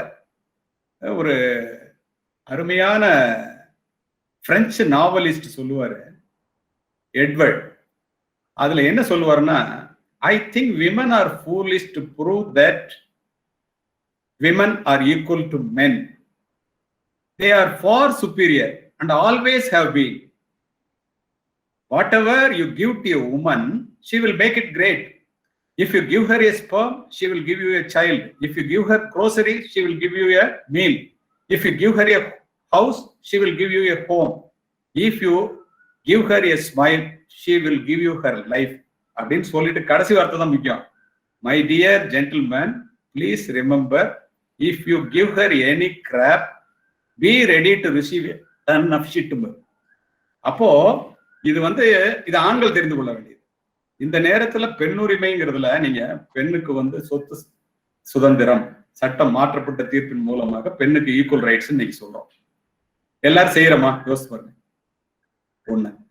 ரெண்டாவது, ஒரு பெண் போய் சம்பாதிக்க ஆரம்பிச்சிட்டான். அந்த பெண் சம்பாதிக்க ஆரம்பிச்சது நல்ல விஷயம்தான். ஆனா அந்த சம்பாதித்த பணத்தை அவளுடைய விருப்பப்படி அவளுடைய பெற்றோருக்கோ அல்லது அவளுடைய விருப்பப்படி செய்வதற்கு இந்த சமுதாயம், முழு சமுதாயம் சொல்றேன், ஒத்துக்குதா? அதனாலதான் கமலா ஹாரிஸ் வைஸ் பிரசிடண்டா பதவி இருக்கும்போது I may be the first, I would not be the last. நாங்க எத்தனை வருஷம், 250 வருஷம் 200 வருஷத்துக்கு மேலாயே அமெரிக்கால வைஸ் பிரசிடண்டா ஒரு பெண் வர முடியுது. நீங்க நினைச்சு இருக்கிற ஜனத்தொகையில பாதி பேர் பெண்களுங்க, மீதி பாதி பேரும் அந்த பெண்கள் பெற்றுக் கொடுத்த சீதனம் தானே. இதெல்லாம் நம்ம தெரிஞ்சிருந்தும் கூட இந்த பெண்களை நம்ம முழுமையா அவங்களுக்குரிய சுதந்திரத்தை கொடுக்கல. அது கொடுக்கணும். அதனாலதான் பாரதி சொன்னாரு, ஆணும் பெண்ணும் நிகரனுக்கு உண்டால் அறிவில் ஓங்கி வையம் தழைக்கும்னு. அப்படியே இருக்கிற எத்தனை பேர் அடிப்படையிலேயே அடைபட்டு போறாங்க. அது மாதிரி இல்லாம வெளியில அந்த சமூகம் எப்படி இருக்கும்? அதை இப்போ வர ஆரம்பிச்சிட்டாங்க, ஆனா போதுமான அளவு இல்லை. ரொம்ப சரியா சொன்னீங்க சார். ஒவ்வொரு ஃபீல்டையும் பார்க்கும்போது பெண்கள் அதிக எண்ணிக்கையில இன்னும் வரணும். ஸோ அதனாலதான் நான் நினைக்கிறேன் நீங்க தேர்ந்தெடுத்த தலைப்பு இந்த எண்ணங்களை உங்க மனசுல வச்சுட்டு தான் நீங்க தேர்ந்தெடுப்பீங்க. நானும் கலெக்டர் மேடம் ஒரு ஸ்கூலுக்கு போனோம், பழைய ஜேஎஸ்டி கலெக்டர் இருக்கும்போது நினைக்கிறேன், 2 பேரும் போனோம். அப்போ ஒரு கேள்வி அவங்க கேட்டாங்க, கொஞ்ச நேரம் பேசிட்டு போலான்னாங்க. நான் நடந்ததை அப்படியே சொல்றேன். திருச்சியில் உள்ள பள்ளிக்கூடம், ஒரு பக்கம் ஆண்கள் ஒரு பக்கம் பெண்கள். நிறைய பேர் பார்த்துட்டு இருக்கீங்க, கேளுங்க. ஆண்கள் முதல்ல தெரிஞ்சுக்கணும் இது என்னன்னு. பெண்களை பார்த்து கேட்டாங்க, நான் தான் கேட்டேன், அவங்கதான் கொஸ்டின் இது மாதிரி கேளுங்கன்னாங்க. நான் எத்தனை பேர் ஆண்களா பிறக்கலன்னு கவலைப்படுறீங்க அப்படின்னு எல்லாரும் கை தூக்குனாங்க. ஆண்களை பார்த்து எத்தனை பேர் பெண்களா பிறக்கலன்னு கவலைப்படுறீங்கன்னா ஒருத்த கூட கை தூக்கல. அதுக்கு என்ன காரணம்னு நான் கேட்டோன்னே அவங்க சொன்ன காரணங்கள் எல்லாம் நீங்க நினைச்சு பாக்குறதுனா நம்மளுக்கு தாங்காது. அவ்வளவு மனசுக்குள்ள அழுத்தத்தோட கொல்லி வைக்கிறதுல ஆரம்பிச்சு ஆண்களுக்கு அதிக உரிமை கொடுக்குற அளவுக்கு பெண்களுக்கு கொடுக்கறது இல்லைங்கிற வரைக்கும் they are going on telling. என்னமா இப்படி சொல்றாங்க அப்படின்னு கேட்டேன். சார், வேலை பார்க்குற இடத்துல அதை விட கொடுமை சார், நீங்க வேற என்னங்க. கலெக்டர் சொன்னாங்க. இதை ஏன் சொல்றேன்னா, அதை மாதிரி இப்ப நம்ம பார்த்துட்டு தானே இருக்கோம். இந்த மாதிரியான சூழல் மாறணும்னா ஆண் பிள்ளைகளை வளர்க்கின்ற பெற்றோர்கள் ஒரு ஆணை ஒரு பெண் தனிமையில் பார்த்தால் அந்த பெண்ணுக்கு அந்த ஆணின் மீது நம்பிக்கை வர வேண்டுமே ஒழிய பயம் வரக்கூடாது. நீங்க நம்ம பிள்ளைங்களை, ஆம்பளை பிள்ளைங்களை பேட் டச் குட் டச் எல்லாம் நீங்க பொம்பளை பிள்ளைங்களுக்கு சொல்லி வளர்க்குறீங்களே, ஆண் பிள்ளைகளை பெண் பிள்ளைகளை எப்படி மதிக்க வேண்டும் என்று சொல்லி ஒவ்வொரு பெற்றோரும் வளர்த்தால் எங்கேயாவது பாலியல் பலாத்காரம் நடக்குமா? அப்ப அது நம்ம கையில தானே இருக்கு. அதனால நிச்சயமாக பெண்கள் முழுமையாக விடுபடவில்லை, பெண்ணடிமை இன்னும் இருக்கிறது என்ற ஒரே காரணத்தினால்தான் இதை நான் சும்மா ஏதோ பண்ணிட்டு போகணும்னு இல்லாம அது பின்னாடி பிரயோஜனமா இருக்கணுங்கிறதுக்காக அதை ரொம்ப ஆழ்ந்து போய் கொஞ்சம் நிறைய படிச்சு பண்ணிட்டு இருக்கேன். நீங்க தானே ஆரம்பிச்சு வச்சீங்க. அதனால நிச்சயமா சார், வாழ்த்துக்கள் உங்களுக்கு. நன்றி. நன்றி செயலர் மேடம். நன்றி திரு எஸ்பி சார் அவர்களே.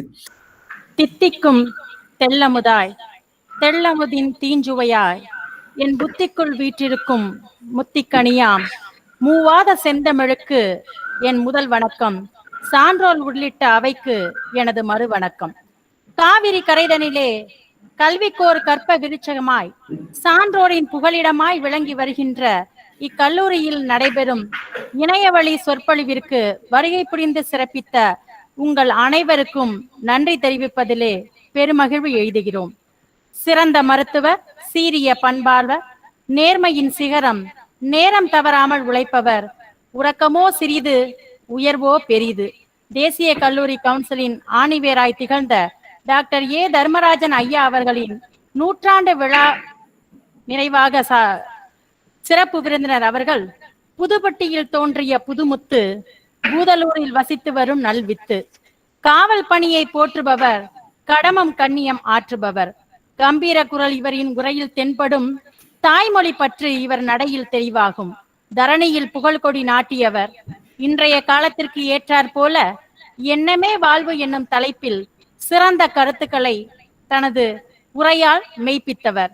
சிந்தனை, செயல், பழக்கம், ஊக்கம், வெற்றி என்று 5 தூண்களை பற்றியும், மனமே வெற்றியின் வழித்தடம் என்றும், உள்ளே பார்க்கிறவன் வெற்றியாளன், வெளியே பார்க்கிறவன் கனவு காண்பவன், கனவு எழுந்தவுடன் போகிவிடும், கனவுகள் நிஜமானால் மட்டுமே சரித்திரத்தில் சாதனை படைக்க முடியும் என்றும், கற்க தொடங்குபவன் மாணவன் என்றும், கற்றுக்கொண்டே இருப்பவர் ஆசிரியர் என்றும், ஆர்வத்தையும் பண்பையும் ஊட்டுவர்தான் சிறந்த ஆசான் என்று, பிள்ளைகளுக்கு நல்ல முன்மாதிரியாக நடங்கள் என்று பெற்றோர்களுக்கும் சிறந்த அறிவுரையை வழங்கியவர். காவல் இவரது கவசம், தமிழ் இவரது சுவாசம், மருத்துவம் இவரது மகுடம். ஐயா, நீங்கள் இன்று உங்களுடைய பேச்சின் காரணமாக விதைத்த விதை நல்ல விருட்சமாக வளரும் என்பதை நம்பிக்கை விதையாக உங்களிடையே விதைத்து தக்கதொரு சிறப்புரையாற்றிய ஐயா அவர்களுக்கு மிக்க நன்றி. சாதனைகள் பல புரிந்தவர், சரித்திர புகழ் கொண்டவர், சிறந்த கல்வியாளர், சிறப்பான பேச்சாளர், ஆசிரியர்களின் வழிகாட்டி, மாணவிகளின் வெற்றிக்கு சிறந்த ஒளி விளக்கு, தேசிய கல்லூரி கல்வி குழுமத்தின் செயலர், நாளைய தலைமுறையின் வழித்தடம், நாமெல்லாம் கற்போர் இவரிடம். மதிப்பிற்கும் மரியாதைக்கும் உரிய எம் கல்லூரி கல்வி குழுமத்தின் செயலர் மேடம் அவர்களுக்கு எங்களது மரியாதை கலந்த வணக்கத்தை உரித்தாக்குகின்றோம். திறமைகள் பல கொண்டவர், திட்டமிட்டு செயல் ஆற்றுபவர், தம்பிக்கையின் பிறப்பிடம், தளராத ஊக்கத்தின் உறைவிடம், வெற்றி இவரிடம் நிரந்தரம், ஏற்றமா மாற்றம் என்னும் எழுங்கதிராய் இயங்கி வரும் எம் கல்லூரி கவுன்சில் தலைமைச் செயல் அதிகாரி அவர்களுக்கும் எங்களது பண்பான நன்றிகள். கல்லூரி வளர்ச்சிக்கு அரும்பணியாற்றி கல்வியின் பெருமையை மாணவிகளுக்கு பறைசாற்றும் ஸ்ரீமதி இந்திரா காந்தி கல்லூரி, சந்தானம் வித்யாலயா CBSE மேல்நிலை பள்ளி, ஸ்ரீ ஜெயந்திரா மெட்ரிகுலேஷன் மேல்நிலை பள்ளி, தேசிய கல்லூரி மேல்நிலை பள்ளி மற்றும் ஸ்ரீ சங்கரா மெட்ரிகுலேஷன் பள்ளி ஆகியவற்றிலிருந்து வருகை புரிந்திருக்கும் முதல்வர்கள், துணை முதல்வர்கள் மற்றும் பேராசிரியர் பெருமக்கள் ஆகியோருக்கும் எங்களது முத்தான நன்றிகள். கல்லூரி என்னும் சோலையில் கல்வி கனிகளை உண்டு வானில் வட்டமிட்டு பறந்து வண்ண சிறகு விரித்து வெற்றி பட்டத்தை பெற காத்திருக்கும் இத்துணை நேரம் சிறந்த கருத்துகளுக்கு செவிமடுத்த என் அருமை மாணவ கண்மணிகளுக்கும் நன்றி பாராட்டி வாய்ப்பளித்த அனைத்து நல்லுள்ளங்களுக்கும் நன்றி கூறி விடைபெறுகிறேன். நன்றி, வணக்கம். வணக்கம்.